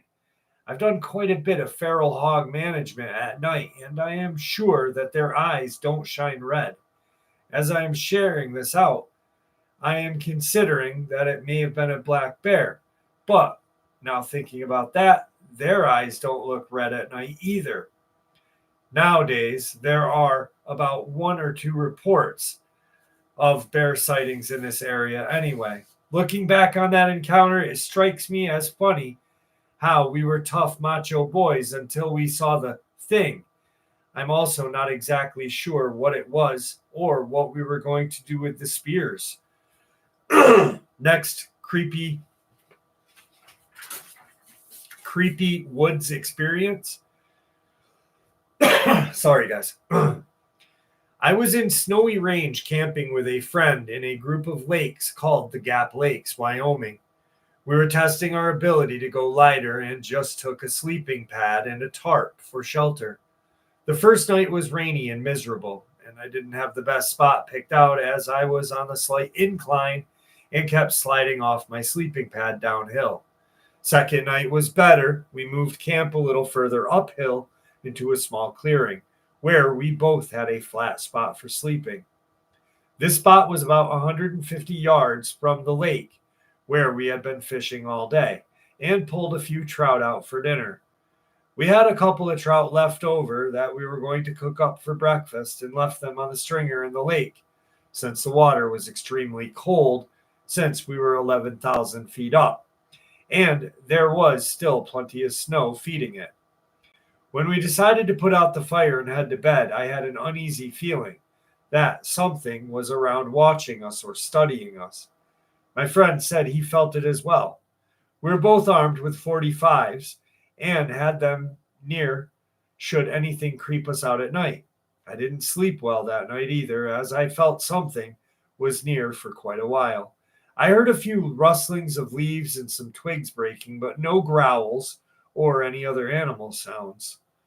When the sun finally came over the 12,000-foot peak in the morning, I was happy the night had ended. After putting on our boots and jackets, we headed down to start up the campfire and cook our trout.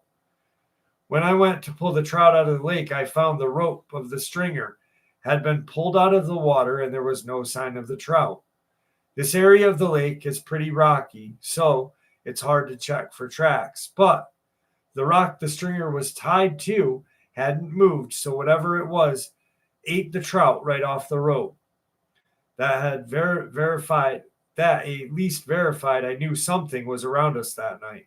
Not extremely creepy, but at least I was aware and ready. The experience of my mom has always creeped me out, and I had only messed with a Ouija board once or twice before hearing this experience. I never had any luck to make it move. I didn't get any names coming up. If I had a name matched, I don't know why he shared this with that, but anyway, that was weird. Anyway, that was just creepy woods experience. Nothing cryptid, except maybe the first or second and third one, but I like creepy wood ones. Donna Harmon. Several times a day. I need to do something about my fucking throat though. You're right. Thank you.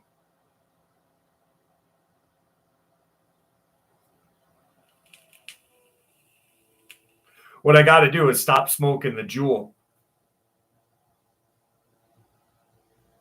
Yeah, never mess with the Ouija. What's up, Gingerbeard? How are you, bud? Thank you for joining us tonight. Hey, Kelly Johnston, how are you? Thank you.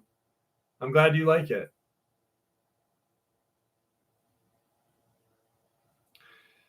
Sir Baron von Count. 1 cornbread. Two cornbread.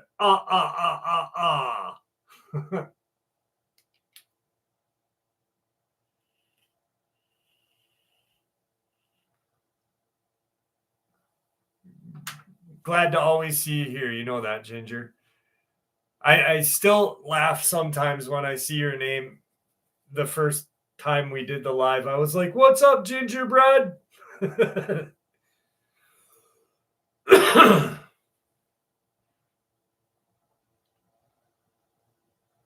How long have you been live for? 1 hour and 31 minutes.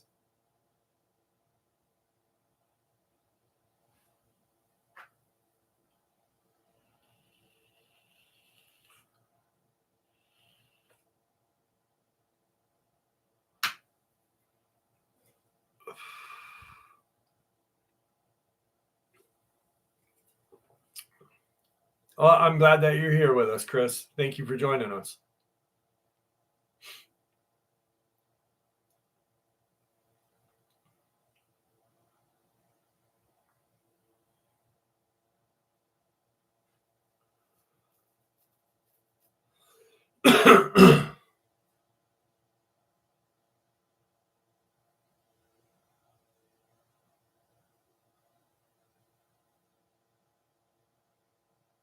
Buster, you going to bed? Thank you for joining us, buddy. Appreciate it. Not for a while, Donna. Not for a while. I actually, now that you bring it up, I got to get in touch with DJ. Like I said, my brain is just with everything going on. It's fucking crazy. To be honest with you, with all the BS that's going on lately, my channel is the only thing. My channel and you guys are the only thing that's keeping me sane and sober as of late. Like, I literally probably, if I didn't have this channel, I probably would have relapsed like 2 weeks ago because I'm just like so fucking stressed out with everything. Roland, thank you very much. I'll let him know that you said that. And yes, it is. It is Sunday right now. So Monday is Veterans Day. Happy Veterans Day early. And I want to thank every veteran out there for putting their lives on the line and doing a job well done. Thank you, guys. Teal Jean, thank you. And congratulations. Congratulations. I got 9 years, but it's just been really stressful for me. Well, I'll have 9 years in April. But yeah, it's really fucking.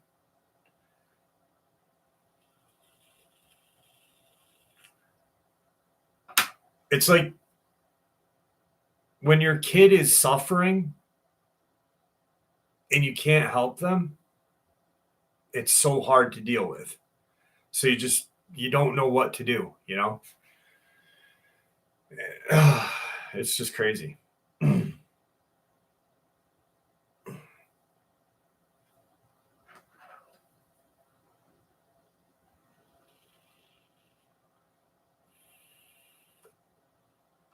Oh yeah, you can absolutely pray for them, but she needed more than prayer for the last couple of weeks. Ginger, thank you and congratulations, brother. Congratulations.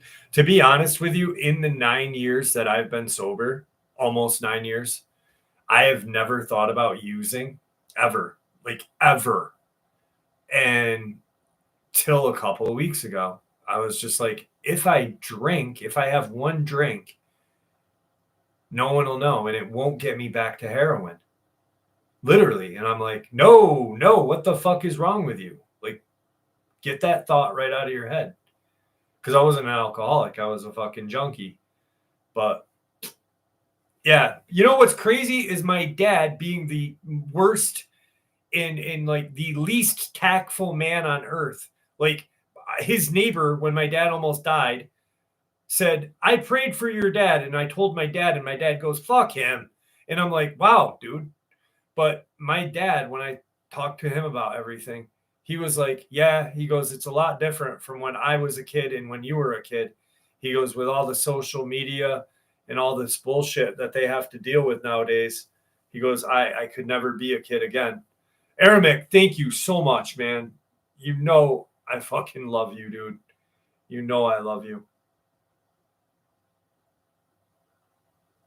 Absolutely, 59th. Did they get it? Did they get it? Did they get it? Did they get it? No, they didn't. Oh, no. No. The conspiracy and saga continues.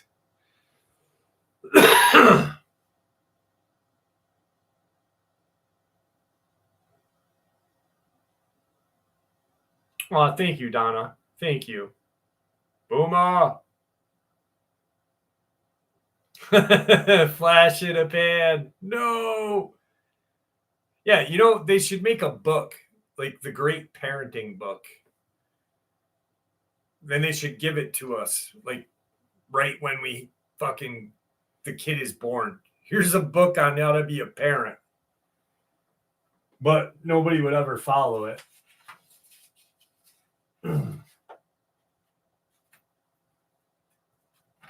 Ooh, here's another cemetery experience. I want to be loved too. That's what I said. I said that to my oldest daughter the other day. I was like, do you realize, like, daddy hasn't dated in almost fucking 6 years? Like, because I'm waiting for both of my kids to be 18 and get the fuck out of my house. Bobby Schultz, how are you? I apologize if I didn't say hi to you. What's up? Hi, Skippy, 411.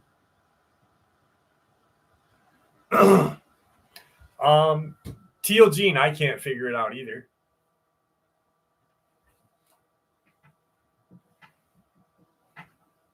Oh, God, there we go. Oh, that probably looked really weird, didn't it? Parenting for Dummies. That would be Sonic Fox. That would be amazing.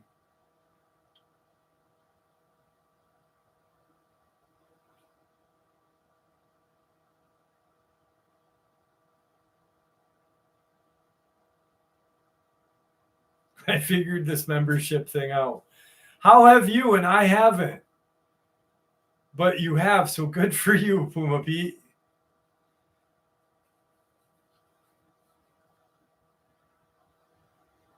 I haven't dated since 2012. Jesus, Cacalena.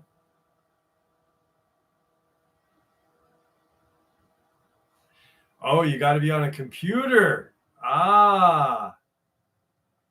That's, you know, my last relationship was my ex-wife. So, yeah. Yeah. I have a friend that when his parents got divorced, his dad turned gay. I was like, dude, your mom's such a bitch. Your dad's gay now.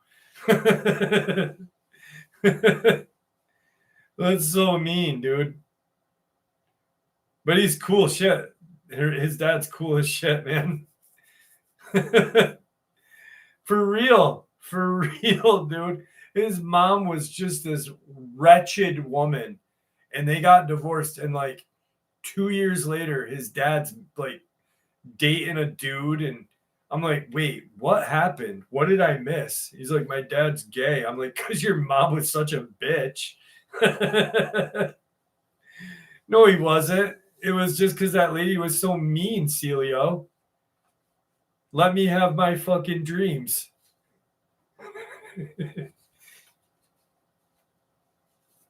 That's awesome, Lily. That's awesome. If you saw this woman, you would understand. She was at least 6'2".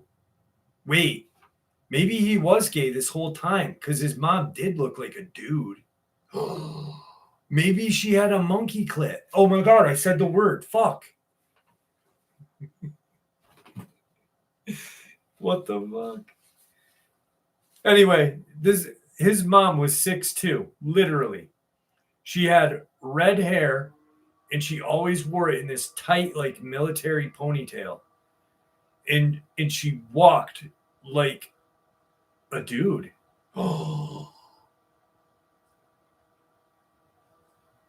He was gay this whole time.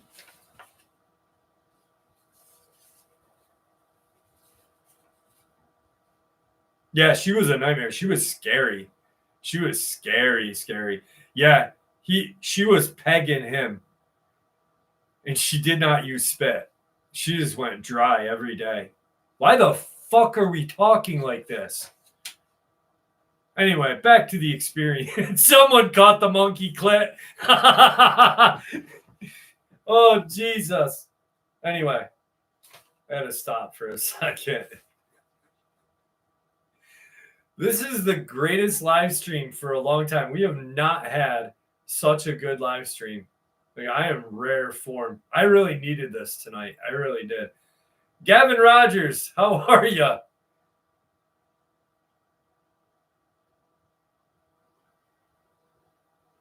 That thing looked like my thumb. I didn't see it. I'm just saying.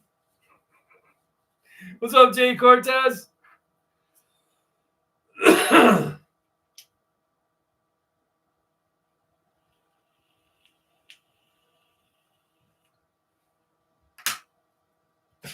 I'm getting bad fucking, oh my God, these images are coming through my head. Make it stop.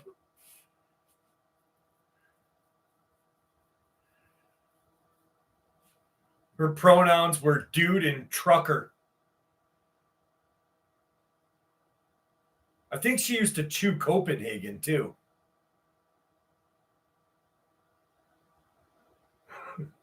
What's up, Mike Turner? How are you, buddy?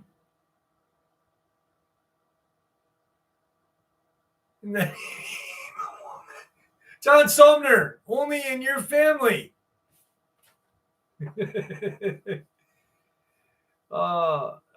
Take Ginger Beard. My daughter has a service kitten, and Tigger wants to kill it, so we got to keep them separated. So Tigger's hiding, or not hiding, but he's in jail right now.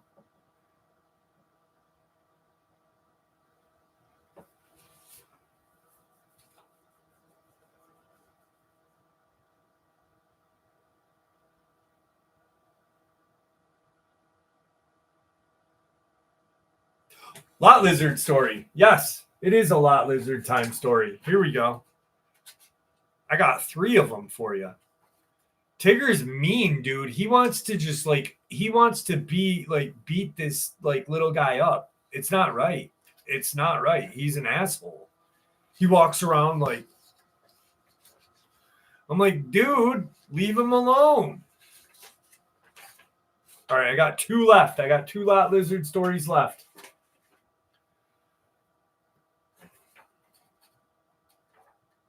The first one was real good. I like the first one. Oh.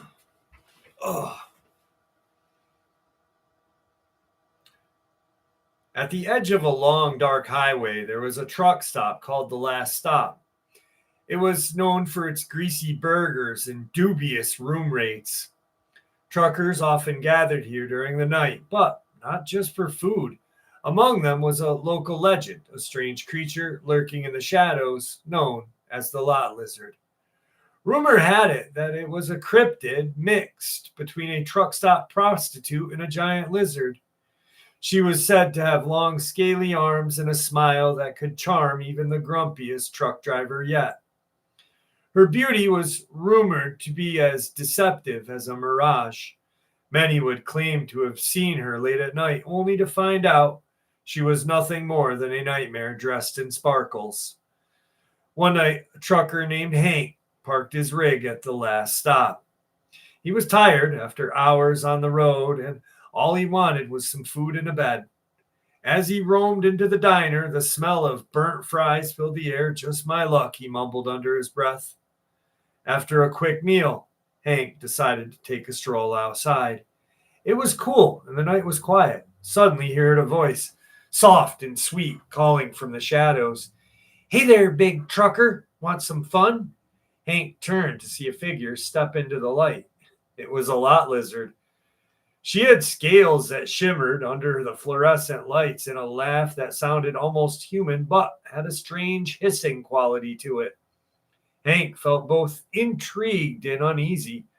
I think I'm just going," he said, backing away slowly. The lot lizard tilted her head, and in that moment her eyes glowed a bright green. "You don't want to buy a lizard's charm? It'll spice up your night," she purred, playfully showing her long clawed fingers. Realizing he may be over his head, Hank took off running, but not before the lot lizard let out a chuckle that echoed like a thunderstorm. As he reached his truck, Hank looked back. To his surprise, she was now juggling glowing rocks with ease, laughing and calling, "Catch me if you can, Hank." The other truckers gathered, laughing at the scene. "That's just Sally," one of them said, wiping tears from his eyes. "She's harmless." Feeling somewhat foolish and relieved, Hank climbed into his truck. He could still hear her giggling as he drove away, the lights of the last stop fading in the rear view. Maybe she was just part of the night, a legend mixed with laughs, a touch of horror, and a lot of absurdity. And that made Hank feel like tonight was memorable.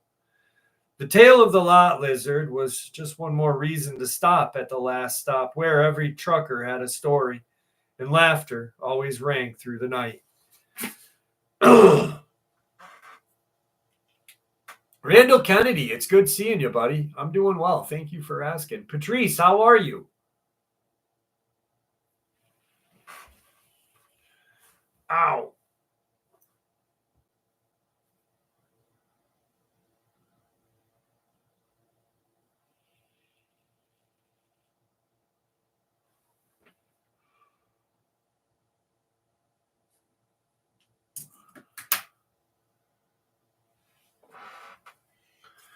I gotta think of a good song to play.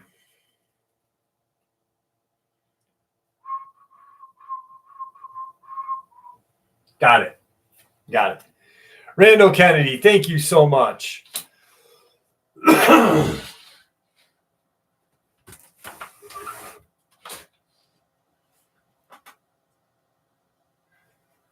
$20 is a $20.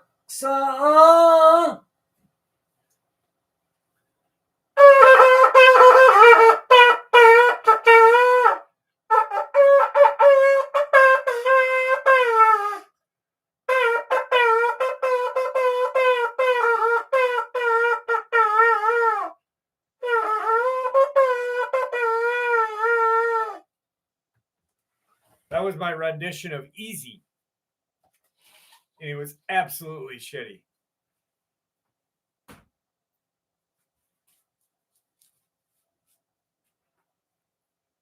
Careless whispers in the night. Oh. A little bit of Chicago. A little bit of Chicago-esque.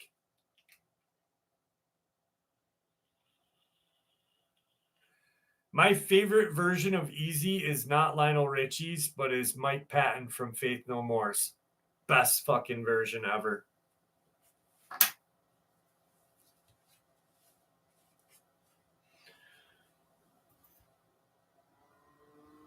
I don't know my neighbors. Ooh, cemetery gates. That would be a good. No, no, please don't be another animal in my wall. No.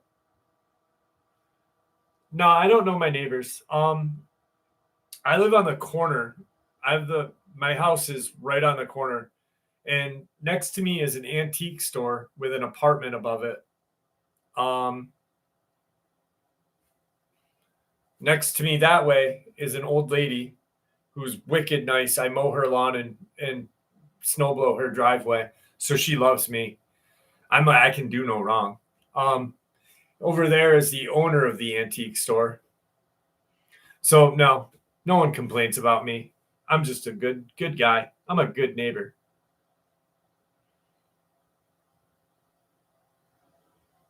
Mother, do you want to bang heads with me? Hang on.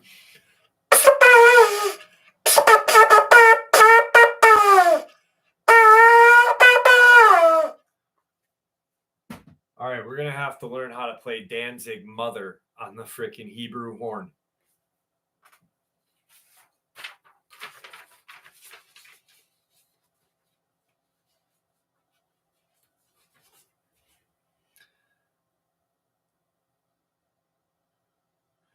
No, what it is there's a so when they built this house, a doctor well the original part of the house was built in the early 1800s and was part of the Underground Railroad.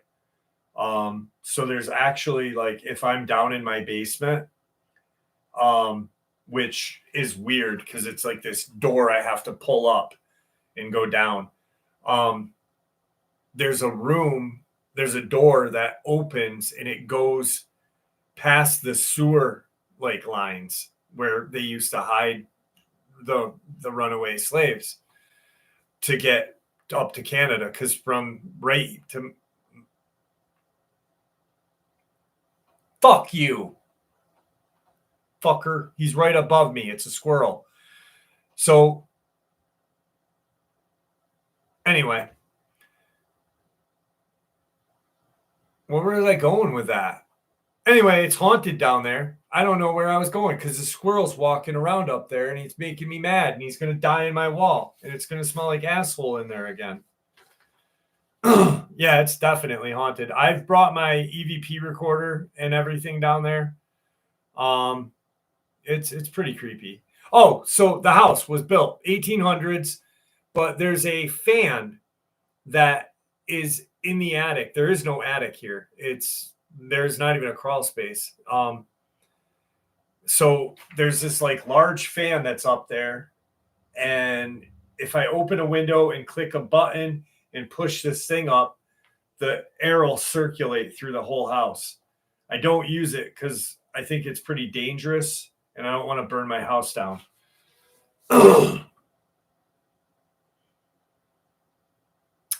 I'm sorry, Christopher Hickey.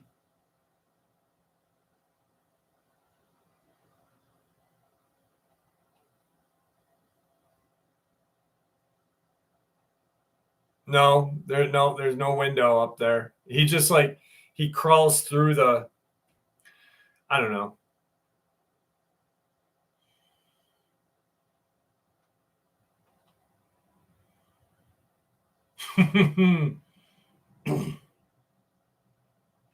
I'll play Dude Looks Like a Lady next week by Aerosmith. That'll be good. All right, here we go. I need to say that I've been Aramic. Thank you so much. Thank you. You have no idea how much I appreciate your love, brother. I really do.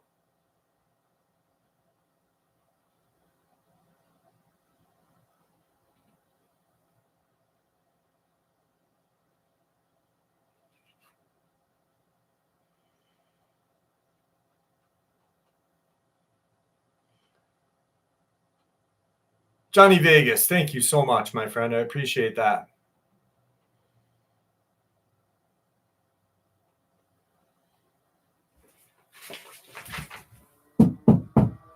Knock it off, you little prick.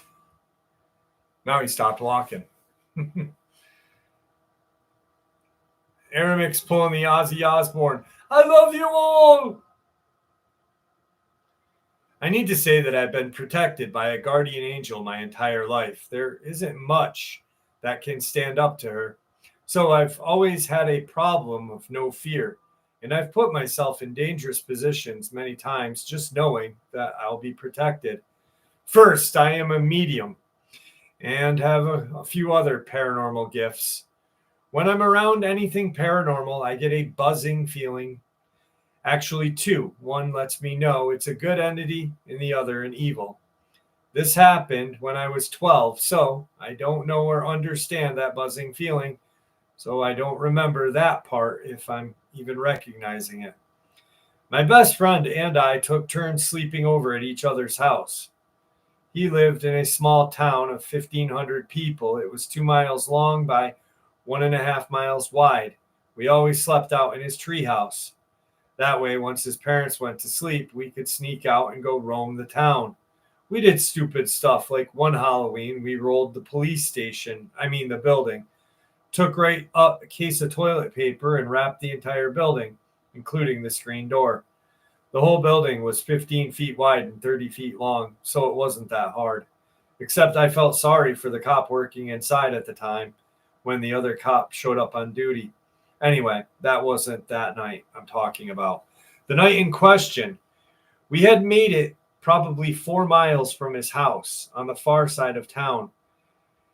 It got to be about 3 a.m. when there was a wreck or a shooting or something. A one-town cop on duty showed up, and there were about 5 or 6 county deputies who showed up, plus the ambulance. So we decided it was time to go home. We walked just a little way, then decided that if we cut through the cemetery, we could cut off almost half the distance from his house. So we started across the cemetery. Just before the halfway point, we started hearing a growl. I recognized that growling, but that's for another story. The further we went, the louder it got. Then we could hear it coming from 2 different directions. We could hear twigs snapping the whole time, but we never could see a thing. Finally, after about 100 feet, we both stopped and looked at each other. Then we both slowly looked behind us. Floating in the air were 2 red eyes. There was nobody visible, just these 2 large red eyes. I knew immediately that this was a hellhound. Don't ask me how I knew, I just did. During the whole encounter, they floated between 3 to 5 feet off the ground, but at no time during the encounter did we see its body. Whatever it was standing there was just growling at us. We stared at those eyes until they bobbed. If it had a visible body, you would have seen the whole body flinch. We turned and ran and didn't have to tell each other to keep up. We both just ran. Right after we started to run, I turned to look, and now there were 2 sets of red eyes following us. We were running as fast as we could. If you look at how the eyes were bounding, you could tell that these things had extremely long legs. We ran close to 150 yards, and those things were just about to catch up. They should have caught right up before we started running. We finally made it to a 4-foot-high stone wall surrounding the cemetery. We managed to just jump over, and the exhaustion kicked in as we went across the wall. So we stood there, bent over, trying to catch our breath. We watched the first one come flying across the wall. That is the only time we saw its body. Only because as it crossed the center line of the wall, the body started glowing. Imagine something that looks like a pit bull crossed with a Rottweiler, with the stance of, I think they're called English bulldogs. It would make a 1.5, St. Bernard or bigger. The skin looked like black leather, but really couldn't tell since it was on fire inside. Right as it hit the ground, it exploded. Needless to say, the second one stopped inside the cemetery, making a sound that was a cross between a growl and a bark. There was something about the confines of the cemetery that allowed it to exist, but it couldn't exist outside of the cemetery. We walked home in silence. And as we went to bed, we kind of discussed the event for 5 minutes, never talking about it again. But I am convinced that this was retaliation for events I mentioned, where I got others by accident involved in the original paranormal situation. These two situations are what got me involved in paranormal work. These two events led to the ending of our friendship. No fighting or anything. Things were just so awkward that we couldn't continue. I would be happy to tell you the first story if anyone wants. But I will warn you, if I wasn't there, I wouldn't believe it. And my friend was convinced himself that it didn't happen. Same with the situation. He just doesn't want to believe, therefore, it's not true. Most people don't believe me, but I know the truth and I don't care what other people think. Darren, have a good night, my friend. Sonia, how are you? I apologize for not saying hi. What's up, Clit? Clit's in the house. Clitsor. Clitsor. Where is Truth Quest? I have not. Is Truth Quest here, 59th? I haven't seen them. Andrew, what's up? How are you, my friend?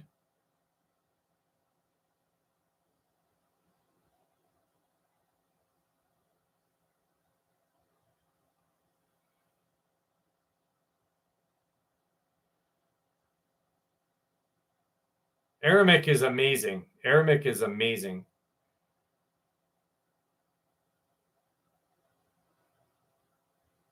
My house is haunted, 100%, Maggie Mayhem. I have, when I went to the Conjuring house, I have every kind of paranormal. I have an SLS camera, and I'm not saying this because I have all this. No, I'm just saying because I like to, and I've done it here. I have an SLS camera, EVP recorder, EMF reader, Ovilus, a bunch of other shit, REM pods. But when I was downstairs with my SLS camera, I caught this. It was the largest stick figure I've ever seen on my SLS camera. The weirdest thing that's ever happened here was I had my camera and I was making a video and I was talking like I was like, "Hey guys," and I've got my SLS camera. I'm like, this is this. We can't see anything here, right? And I turn around and I'm showing like the rest of the house and it through the SLS camera. And I said, like literally, I said, I feel like something's behind me. And I turned, and when I did, there was a stick figure right behind me. It was so weird.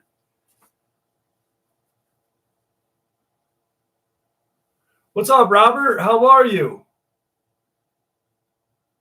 Thank you very much, Robert. I appreciate that. I really do. That means a lot. Thank you. Maureen, thank you very much.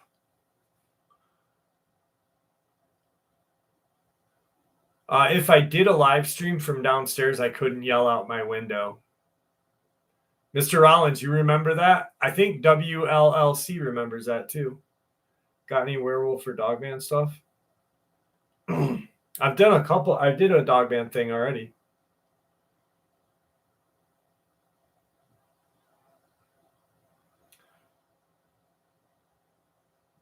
Dude, I really honestly think that everybody's home has some sort of haunting in it. That's just my own personal belief.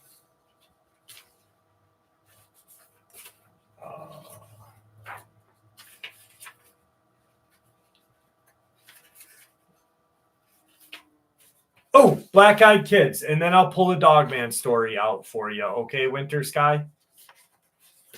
But I'm not just a Dogman channel. All right, here we go. Black Eyed Kids.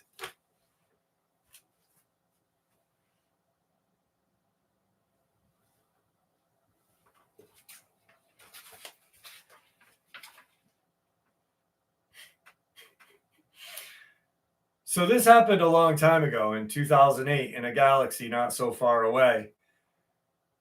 far away in Wolfdale, PA. Now, I've had a pretty good life. Loving parents, two cool big sisters, lots of friends, and no bullies at school. Never wanted anything, as my parents always got me any video game I wanted, but I got an experience I never told anyone before. Not my parents, not my sisters, not even my friends. As fear, I'd be labeled as crazy. I always slept with the TV on. Whatever bothered me at night would not bother me when the TV was on. But sometimes my parents would turn off the TV and things got weird. I was tormented for 3 years by this thing that could turn invisible. It looked like a very slender yet very toned teenage boy with black eyes, like the ones people describe in Black Eyed Kids. He wore a white tank top and baggy black sweatpants with no shoes. He had cuts and scratches all up and down his arms and was super pale. He had dirty blonde colored hair. Before every time it appeared, I'd feel the sense of impending danger or panic or doom. It could turn invisible, so it was hard to gauge where it was in my room before it'd start messing with me. So it was hard to prepare myself. It also reappear and disappear constantly to mess with me. Now, this thing would scare me each time until I was so full of fear, like tears running down my cheeks, trembling, heart beating like a drum, frozen stiff with fear, and clinging to my sheets. Or it'd make too much noise. Someone like my sisters or parents would come wondering what was going on. It'd do things like play tug of war with my blankets. It purposely let me think I'd win the tug of war before it would just yank me off my bed. It'd do those things like jumping on my bed. It could mimic voices and noises. It would sometimes sneak up on me and make a creepy noise like an animal growl, or making monster noises from my video games or movies I watched. One day it sounded just like a Tusken Raider from Star Wars. An even crueler trick it would do was mimic door knocking and voice of one of my big sisters coming to check on me before appearing to mess with me. It also often mock and taunt me in different voices. It also pinned me down and forced me to stare into those unsettling black voids I called its eyes. I tried saying any kind of prayer to see if it would help, but it would just mock me. It sometimes let me run to the door before shutting it and putting all its weight so I couldn't open it. And I'd just be left there beating and banging on it, sobbing, crying, whimpering. This thing would have had me so terrified I couldn't even scream for help. I could only speak for help. It would sit on my chest, yank my pillow out from underneath my head, start bopping me with one side of the pillow fight. It tried pulling me under my bed one time. It'd mess with my feet if they were out from underneath the blanket. It'd tickle them, grab them tightly just to scare me. And 3 times, it even bit my foot. Not hard enough to puncture skin, but it did bite my foot. It would do things like letting me hide under the blankets thinking I was safe. Then it'd yank the blankets right off me, plucking me off the bed a time or two to play airplane with me tossing me up and down in the air. Sometimes it would throw me back onto the bed. Sometimes it just let me fall flat on the floor where I'd scramble to the door and run out of my room. On one of these times, I was able to go and wake up someone. Every other time, it would let me get down the hallway before running out there and tripping me up and dragging me away by my legs. It gave me random bear hugs at times, like really strong bear hugs. It'd give me headlocks and noogies. It wouldn't bother anyone else in my house. I'd tried ignoring it multiple times, but that didn't work. So anyway, one night, I get down by the front door, or down by the foot of my bed, and closed my eyes and started to pray. The whole time, this thing was mocking me and punching me in my back. Next thing I know, this thing lets out a super loud hissing sound, and like it seriously hurt. and every light in the room was on. Every light in my room was on. Desk lamp, TV, ceiling fan, hell, even the side bathroom light, like brighter than what the light bulb could possibly be. It was so bright it actually woke up one of my sisters down the hallway. I never seen that horrible thing again after that.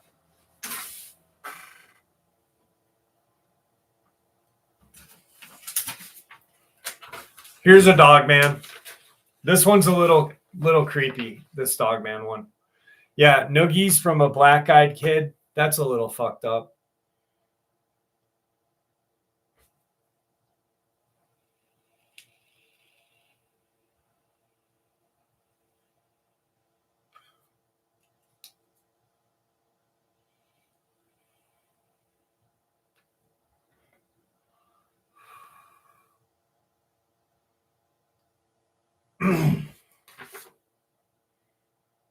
Yeah, Chris, yeah, Guthrie.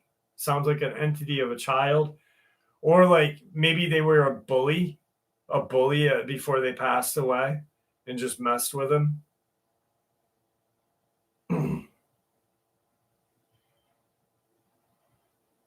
No, Shannon Brown. I know we know what's affecting her.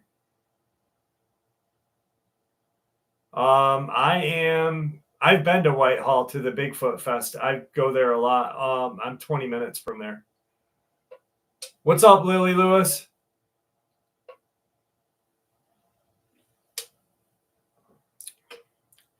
Black eye bullying.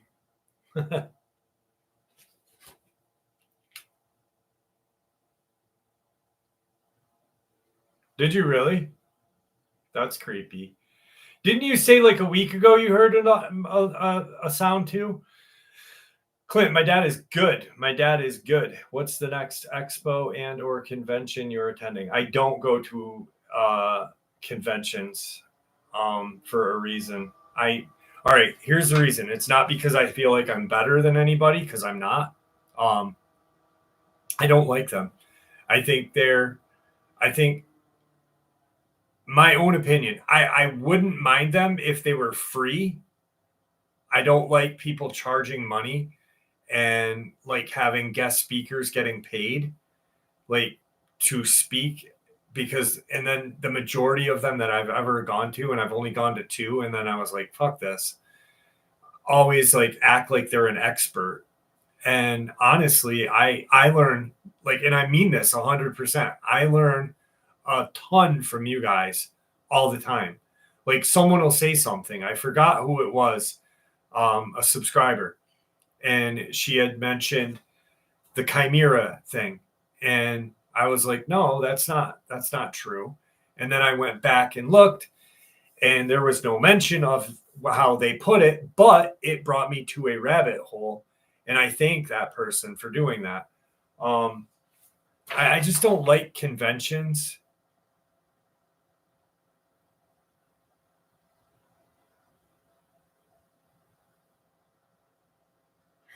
It's pretty good footage, Robert. It is good footage. I've actually been up there and reprimanding his subs again. How do you reprimand your subs? You can't be mean to your subs. Like, I think of you guys as my friends and family, fucking for real. Like Aramic punches me in my kidney and makes it hurt. No, but I could never like reprimand. How do you reprimand people? Like, fuck him. I'll pull like the Bam Margera rap on him.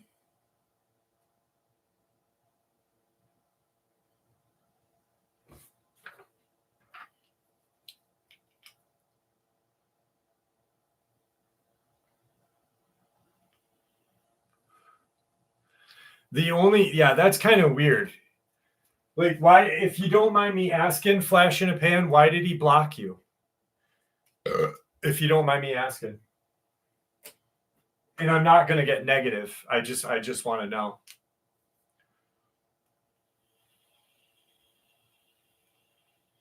Because I've literally only blocked 4 people on this channel.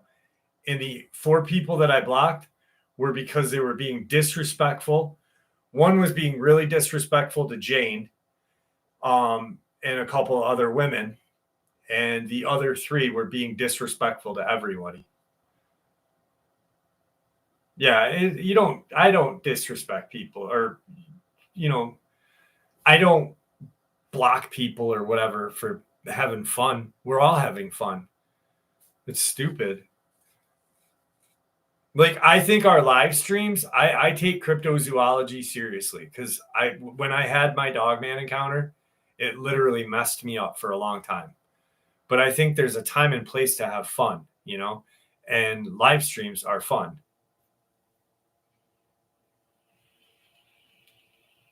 And serious too, when we're talking encounters and stuff. Like right now, I'm shaking my nuts, like I get blocked, shook your nuts, blocked.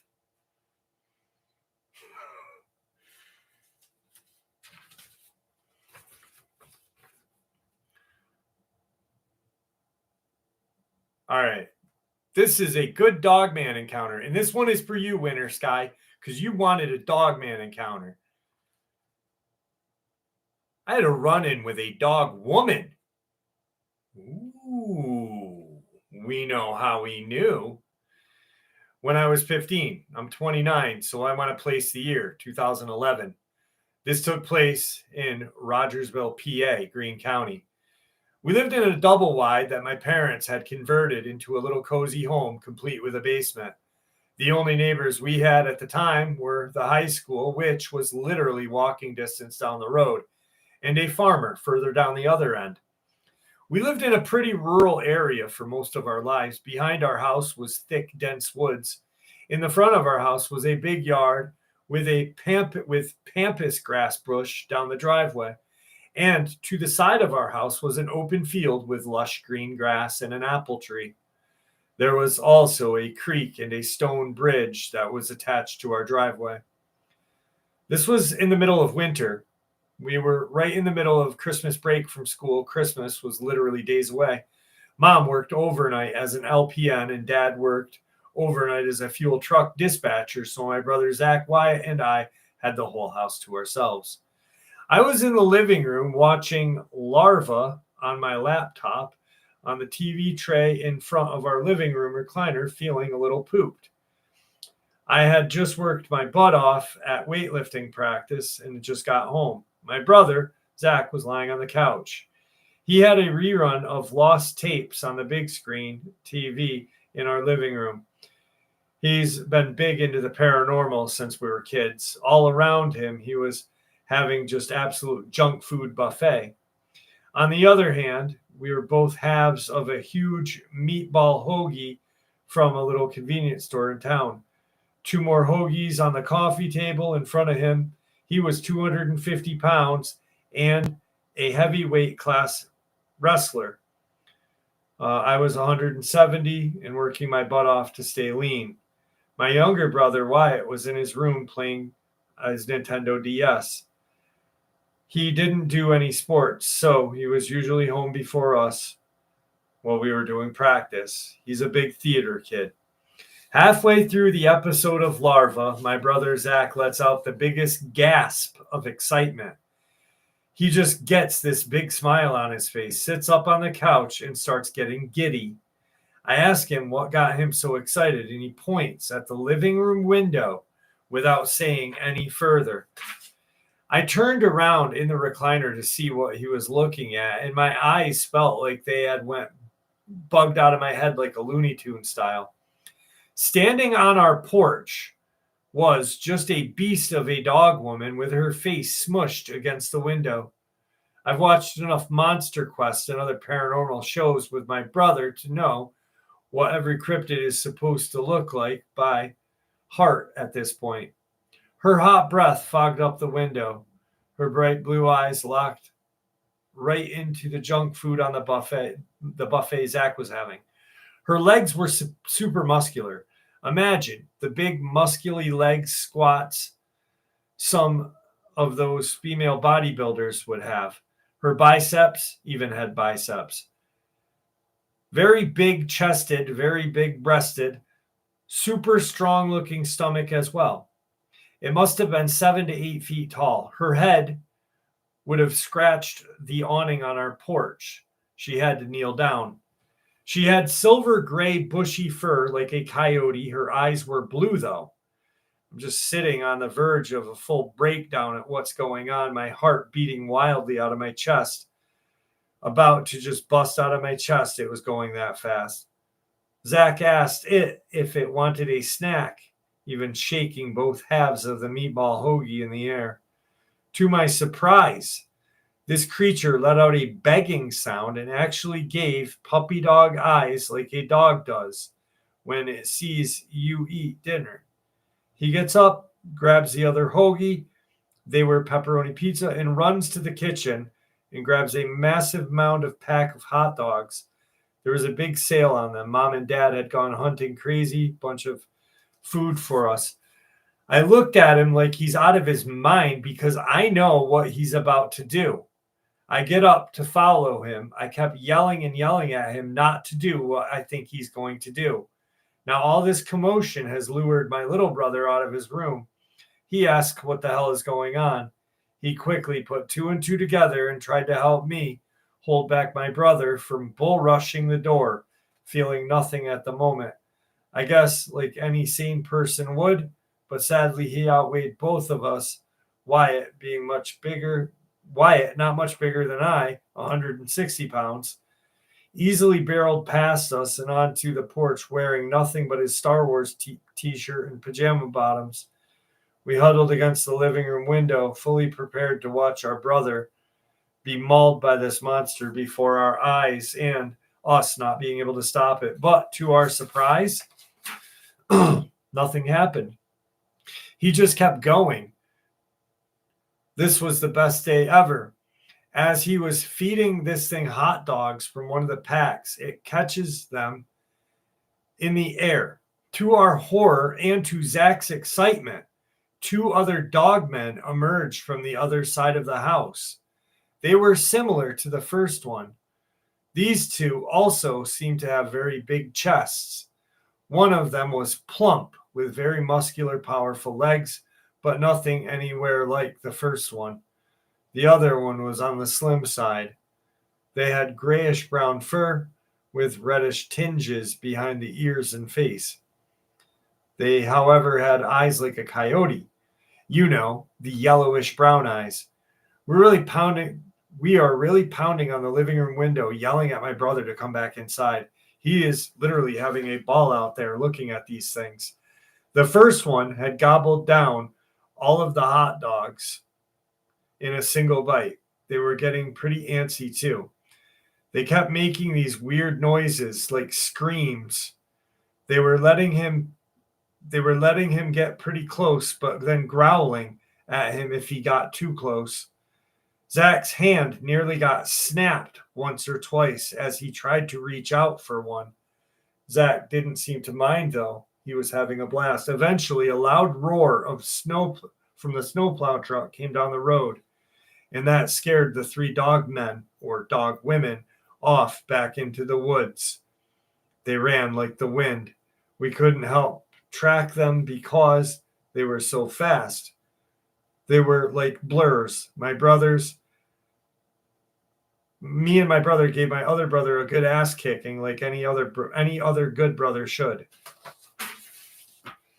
So three dog women with big boobs came and he fed them hot dogs.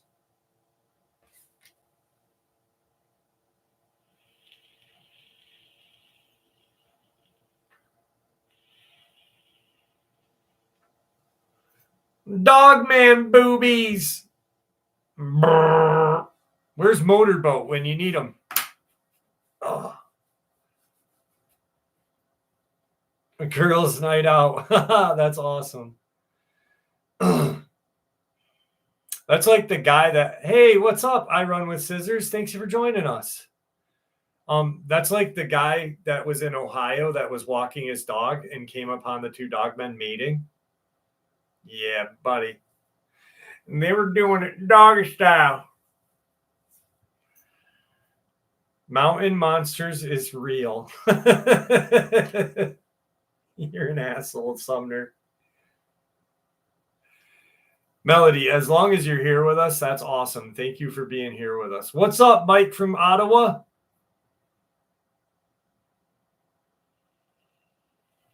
It was sad. It was sad. You're right, Sonia.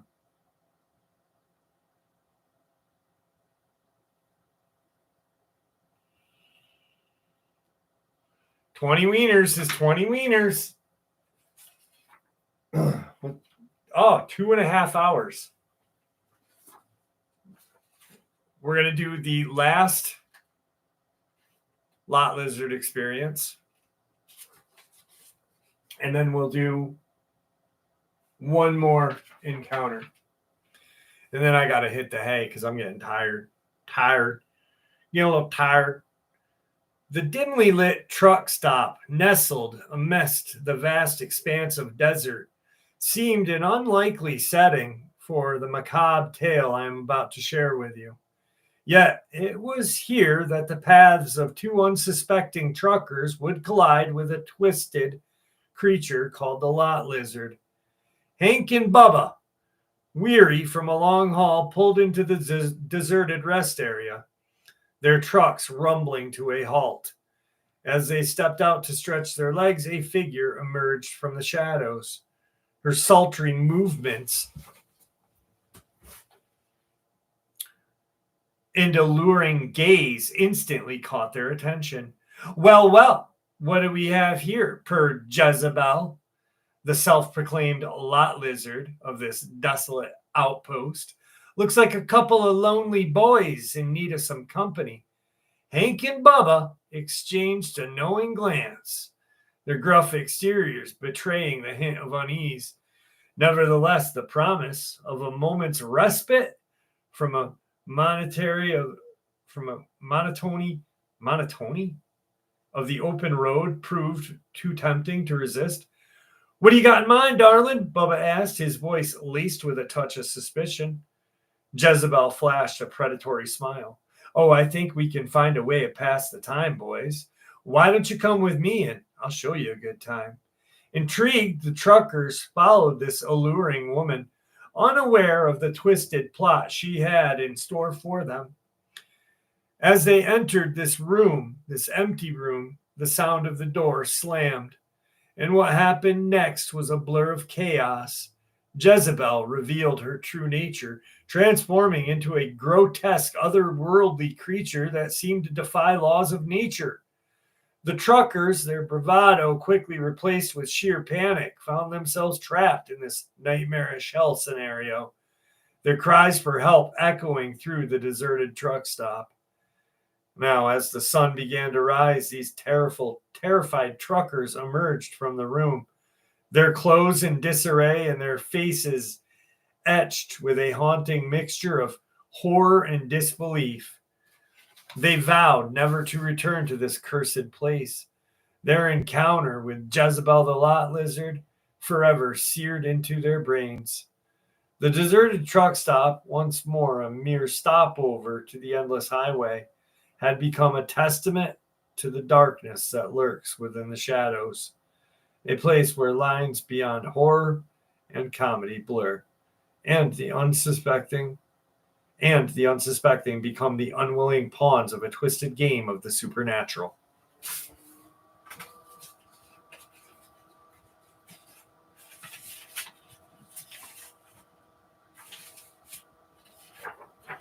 This reminded me of the Kandahar giant one. Aramik, you're going to bed? Thank you, Aramik, for everything. One more quick before Aramik goes. I just want to say, Aramik sent me this today. This today. This today. This today. This today. And this today. Aramik, I love them all, and I do appreciate it so. You are a true friend. A true friend. All right. Do you believe the Kandahar giant is real? Absolutely, 100%.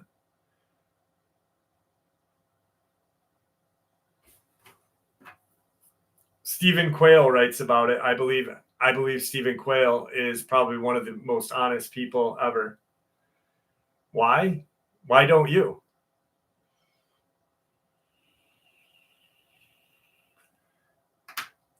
Look into Stephen Quayle.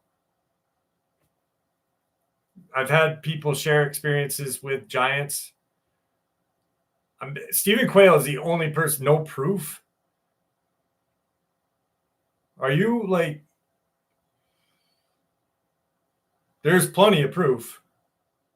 Just you haven't seen it. Thank you, Mr. A Rice. 8 Rice. Thank you, Mr. 8 Rice 7 times. Oh, now I get your name.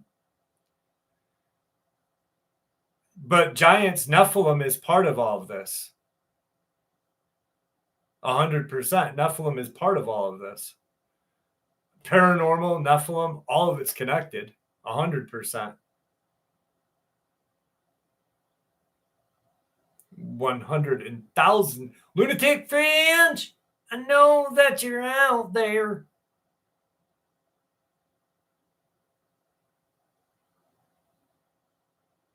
Don't believe. I have been researching for 30 years and not just armchair researching, and talked to a ton of people. And Mount Shasta has dumbs under it. Fucking Dulce, the Eye of Quebec, which nobody talked about until I talked about it.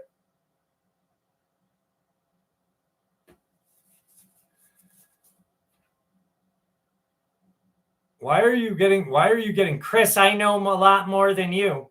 Dude, are you fucking 10? Grow up. Don't be like that here. Come on now. CeeLo, I like you. Don't be a jerk. I saw Chris, but he wasn't being rude. Chris wasn't rude. Maybe he was. Hickey, don't be rude. God damn it.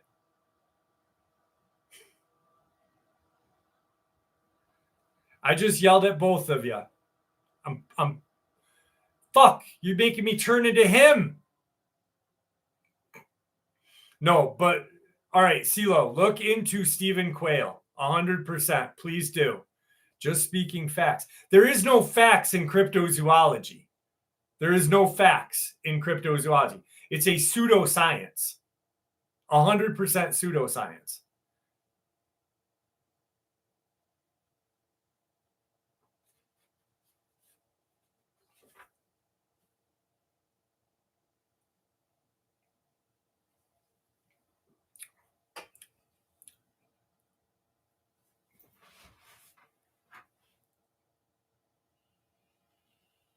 Exactly, lunatic. Giant bones have been found. The other day, I did a huge upload about. Oh, yeah. No, I'm saying there are no facts in this, though.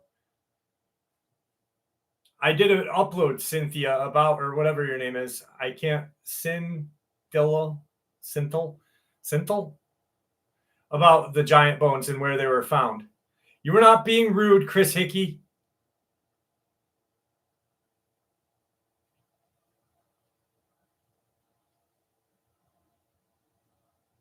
But all of the giants are part of this, like 100%. I truly believe that, and I don't know if you guys do, but this is just my belief. When the Nephilim were created by the fallen angels, and I only do fallen because in the book of Enoch, they were actually told to come to earth, so they didn't fall.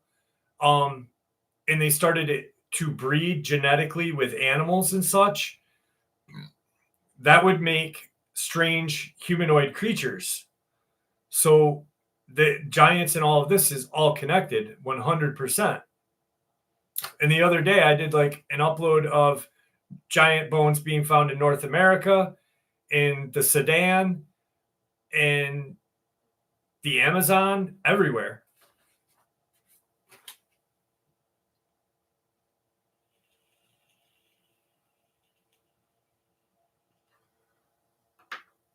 And Stephen Quayle is probably, if I had to say, and I hate saying expert in the science part of the pseudoscience, because it is a pseudoscience, Stephen Quayle would be an expert, I think.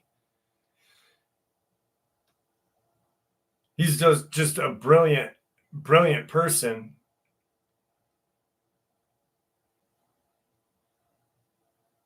I love Stephen Quayle.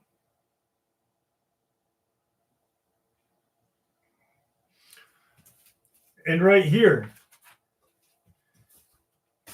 this is my proof that the Kandahar giant is real. This is my proof. It's fucking real. I see it. That poor soldier. This is real.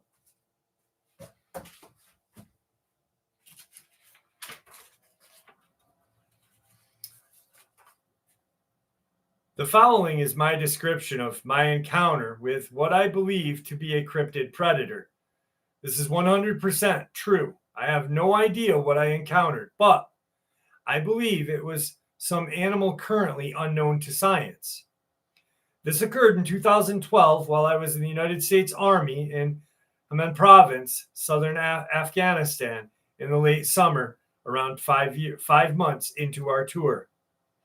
A mission we were supposed to deploy on was changed the day before due to an operational incident. So I find the odds of a security leak very unlikely.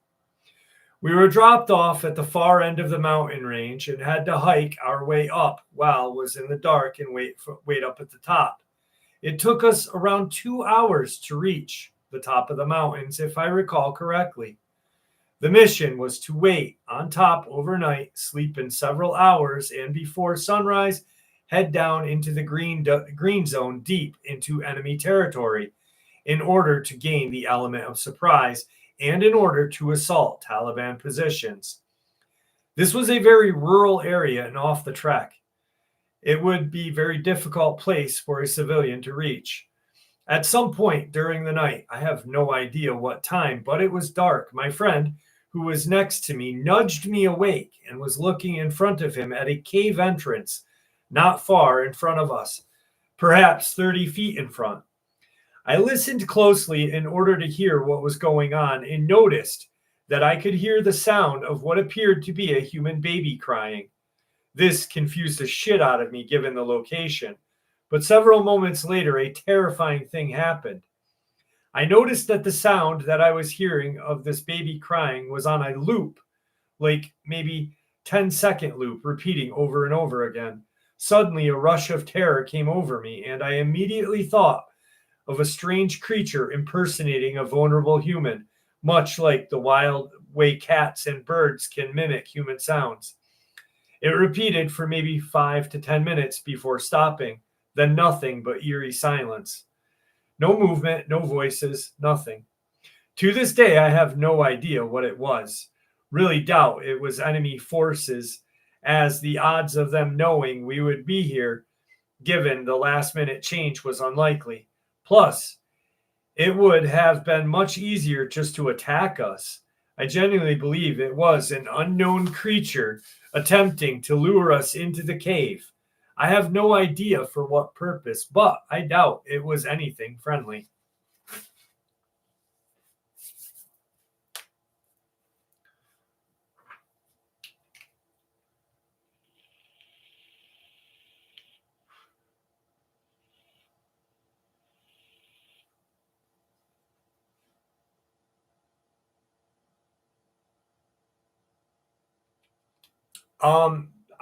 I believe the Kandahar giant one because Stephen Quayle has the letter from the soldier that shared it with him. That's the only reason why I believe it.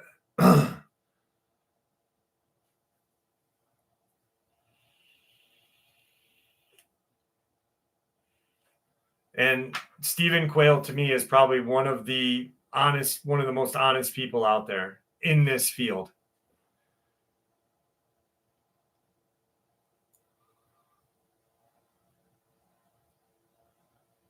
Yeah, Mr. Rollins. They sent him the letter. military person sent him the letter. It's on, if you ever want to look into it, go to, I believe it's StephenQuayle.com.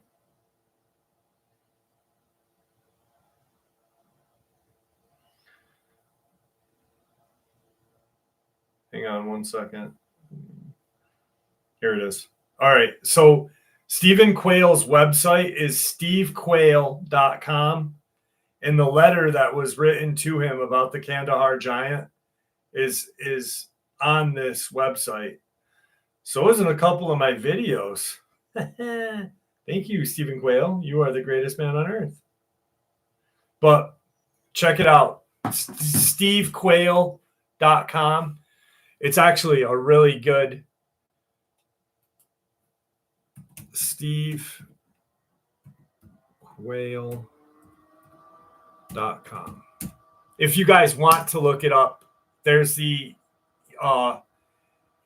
address right there. It's pretty cool. It's pretty interesting. And CeeLo, check it out. You might like it. It might change your mind. The pilot is the one that sent the letter, Ghost Keeper. Yeah, I agree. Very interesting. Check it out. It's cool. I had fun.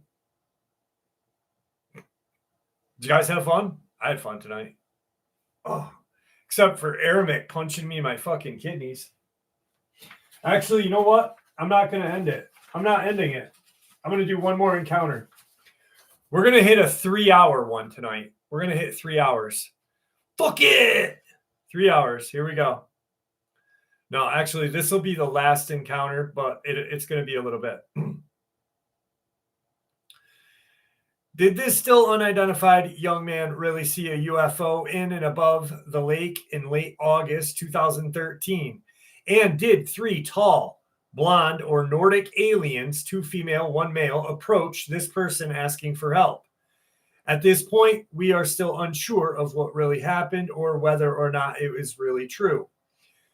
You can read the original post right here. In the meantime, the Mutual UFO Network, or MUFON, has taken an interest in the Arcadia Lake case, and in our communications with Roger Marsh, MUFON Director of Public Relations, we learn that a second case has been filed, taking place at the same time at Arcadia Lake, and disturbing coincidences with another report from a college student. In the early morning hours of Saturday, August 24th, 2013, the eyewitness stated they were fishing for catfish at Arcadia Lake. The person, also unidentified, stated that they had noticed people at a campsite on the shoreline, where the original eyewitness, the frat brother, was said to have been. A giant, bright, and glowing light appeared under the surface of the lake. They reported it was fairly large and had light green color to it with a rhythmic flashing of red and blue lights. The light went from one side of Arcadia Lake to the other before shooting up into the sky and then reappearing to hover right over the campsite that was mentioned earlier and then disappearing again. The light would reappear, then disappear for good. The fisherman states that he went to investigate the scene of the sighting and noted the truck and bags of trash, as the frat brother had noted in his report. But the fisherman said he didn't see anyone by the truck or in the immediate area. Is this case a hoax? We are so far not sure. We have contacted UCO spokesperson Adrian Nobles seeking information on whether any fraternities were holding an event out at Arcadia Lake on the night in question. Nobles in an email wrote, here is no event registered with their fraternity or sorority office on Saturday, August 24th. They also have not heard anything from any of their organizations about a not registered event that weekend. We also spoke at length with Rich Gardner, Oklahoma MUFON lead investigator. Gardner said he was attempted without much success to follow up on the Arcadia Lake reports by emailing the fisherman and fraternity brother, both of whom gave curiously matching reports. Meanwhile, investigators went to the north side of Arcadia Lake, accessible to Route 66, to talk to Rex DeMoss, an officer with the Edmond Police Department Arcadia Lake office. DeMoss said he was unaware of anything unusual having happened at the lake recently and was unfamiliar with the strange report relayed by the frat brother and fisherman. He said that if he did hear anything, he would let us know. Taking a look at Arcadia Lake shoreline at Edmond Park, it was clearly a well-used campsite. Grills had been recently used. Beer cans were crushed and scattered about. Clearly, lakeside parties have taken place. And for a Wednesday afternoon, things were pretty quiet on the blue sky.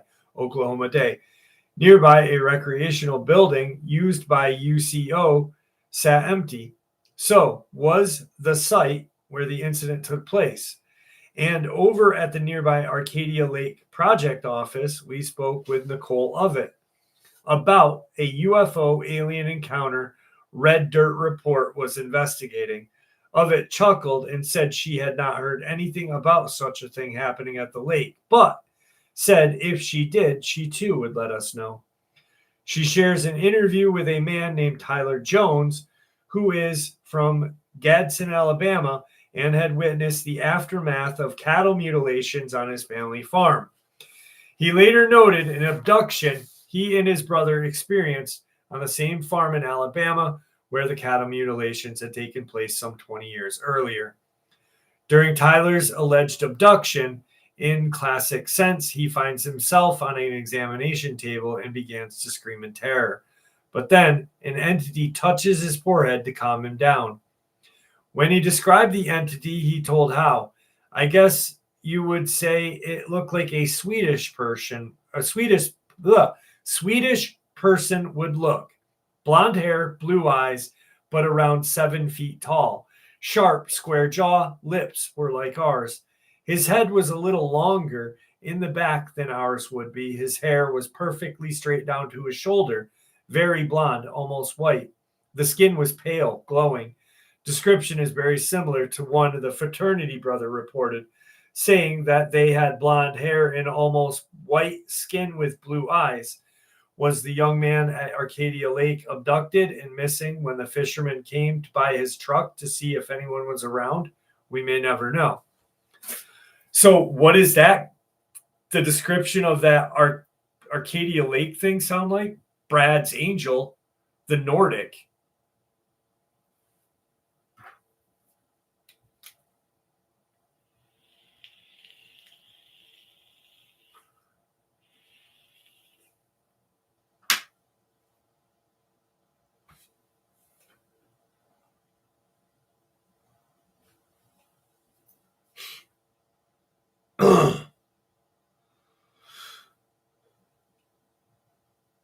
Thank you, Mr. Rollins.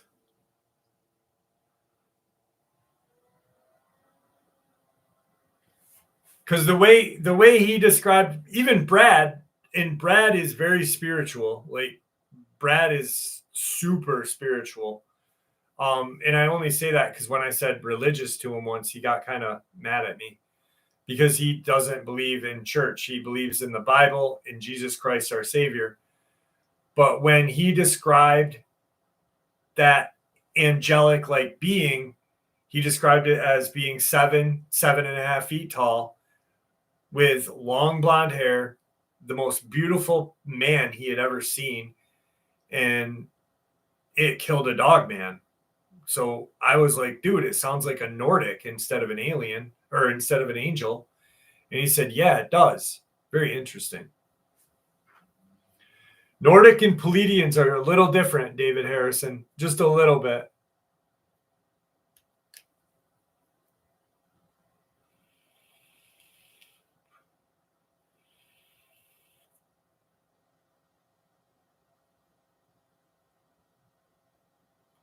Cosmic. Good night, Poppy. Poppy's from Sweden. Poppy's a Nordic.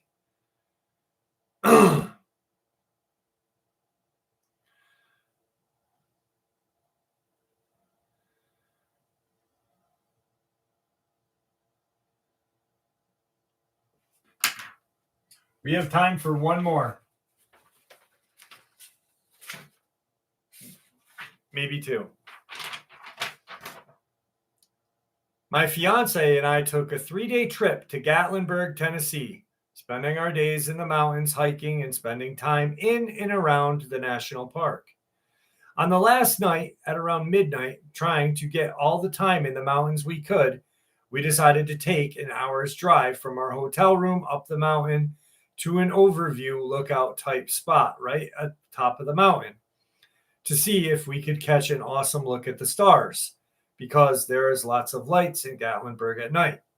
Driving up there, neither of us noticed literally anything off other than the mountain winds are a little spooky at night.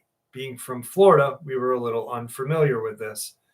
But as soon as we got to where we were going, she and I got out of the car. I was almost overwhelmed with just a vile, oppressive feeling outside me. But not wanting to make my lady uncomfortable, I didn't react too much. The wind was absolutely roaring, and unfortunately, we couldn't see any stars due to the cloud cover. So I told her I was going to take a step to the side and pee, and then we could get back to the hotel room.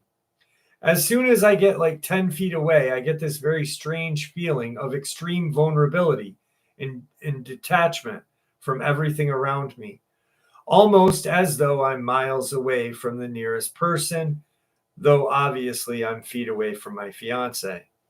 I turned around to walk back to the car and heard something off to my right and immediately looked over to see something roughly human-sized transform into a coyote-sized being and kind of just hop over a log from maybe 200 feet away. I quickly jumped back into the car, my fiance looking at me strangely, still not trying to scare her or at least show her I was scared, but she asked me if I was all right, and my reaction was dead giveaway. We jumped in and sped off. Never in my life have I ever experienced anything like this. I really had reason to be uncomfortable that night, and finally I was able to see this unexplained creature that came out of the woods at us.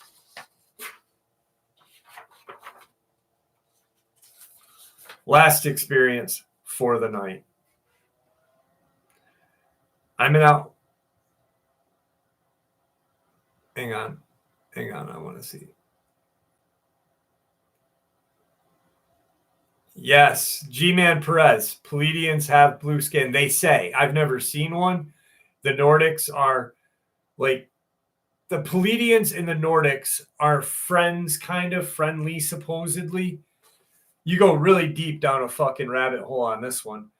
But their enemy is the Draco and the Greys. They hate them, I guess.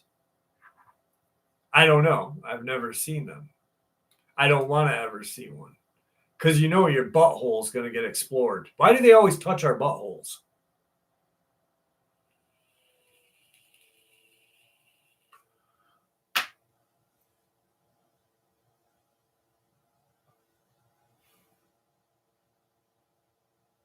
Wesley September, have a good night, my friend.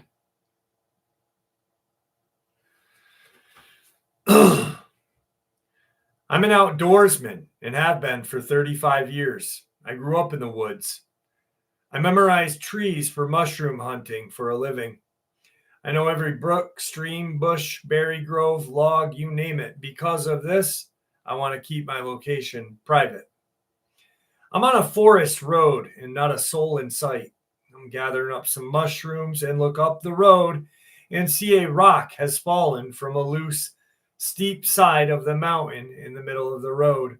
I mentally note that I have to move it and not drive over it. I gather my mushrooms and get back to my car. I look up and I see what appears to be a 2 or 2.5 foot tall little brown thing walking from the side of the road over to the rock. My first logical thought was a squirrel, but I see it is walking on 2 legs, and it appears to be wearing a brown cloth or fur clothing, and it is shaped like a human, but very tiny. It is not scurrying either. It is ambling on 2 legs like a human would, just casually walking like there's like this is normal, regular thing. Like it's mundane work to do for a living. I'm not believing my lying eyes. It has to be something else. I get into my car and head up to the road to see the rock had been pushed to the side of the other road, to the other side of the road. It had fallen off the hill and rolled to my left, and now it is sitting on the right side of the road, like something dragged it. I look, smell, sense, I listen, nothing.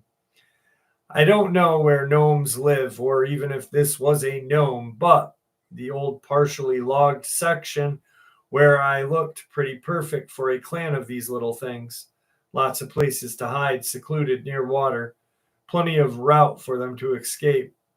And it would be easy to dig little holes in the mountain and be fortified against invaders. The side road into this was flooded and appears to do so regularly, so these little guys even have their own moat. I am positive I'm overthinking this. It was a long drive up the mountain, then down the mountain the other way, and sometimes home. And I can't pick this apart into anything else but it being a little tiny forested man. I'm 100% positive of what I saw that day. It was near a military special interest zone, allegedly blocked off due to some native butterflies, but I'm starting to wonder if this research area is really about butterflies after all. They send you to prison, ban you from parks, and give you a $5,000 fine if you take a single berry from inside that boundary. Thanks for letting me share. Oh, there we go. Yeah, they do that too, Windhammer, and that's not pleasant either. They get a little buck wild on shit. Anyway, oh, God. This was a good live tonight. We got 2 minutes. 2 minutes. And we did a 3-hour live stream. I don't think we ever did a 3-hour live stream. Maybe.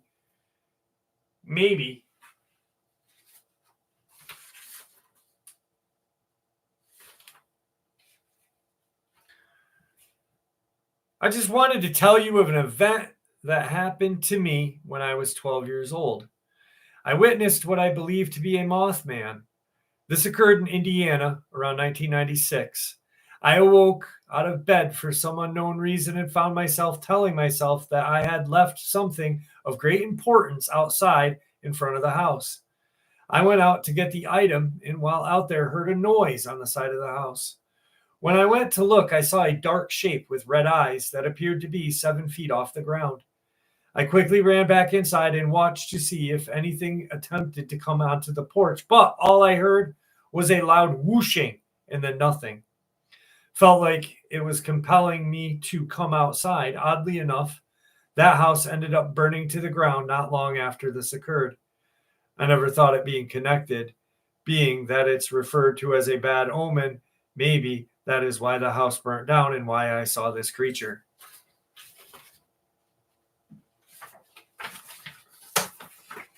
Holy shit. We really fucking busted through the encounters tonight, guys. I had a lot of fun.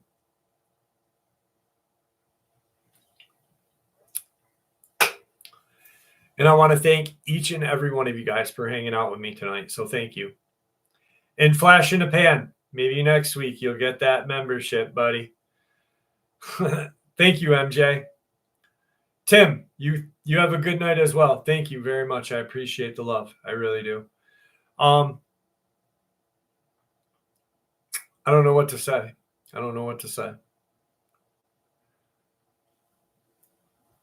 Thank you, Cynthia. I'm just going to call you Collie. Cynthia. I'm not good with, I'm a little bit of. Dave Harrison, thank you, my friend. Appreciate the love. I really do. I'm glad that you're here with us tonight. Anyway, yeah, it was fucking fun. 3 hours. We did it. Whole new accomplishment. Anyway, once again, thank you for spending time with me tonight. You make every Saturday great. I really needed this. I really did need to hang out with you guys. And today was actually one of those days where I was like not hesitant and not tired. I just was like, I can't wait till tonight's live stream. I'm so excited. So anyway, I got an upload to work on for you guys in a little bit, but love you all. And thank you very much. And I'll see you next Saturday. And Chris Hickey and CeeLo, if I insulted you, I am sorry, but I am not sorry. No, I am. Have a good night, guys. Love you.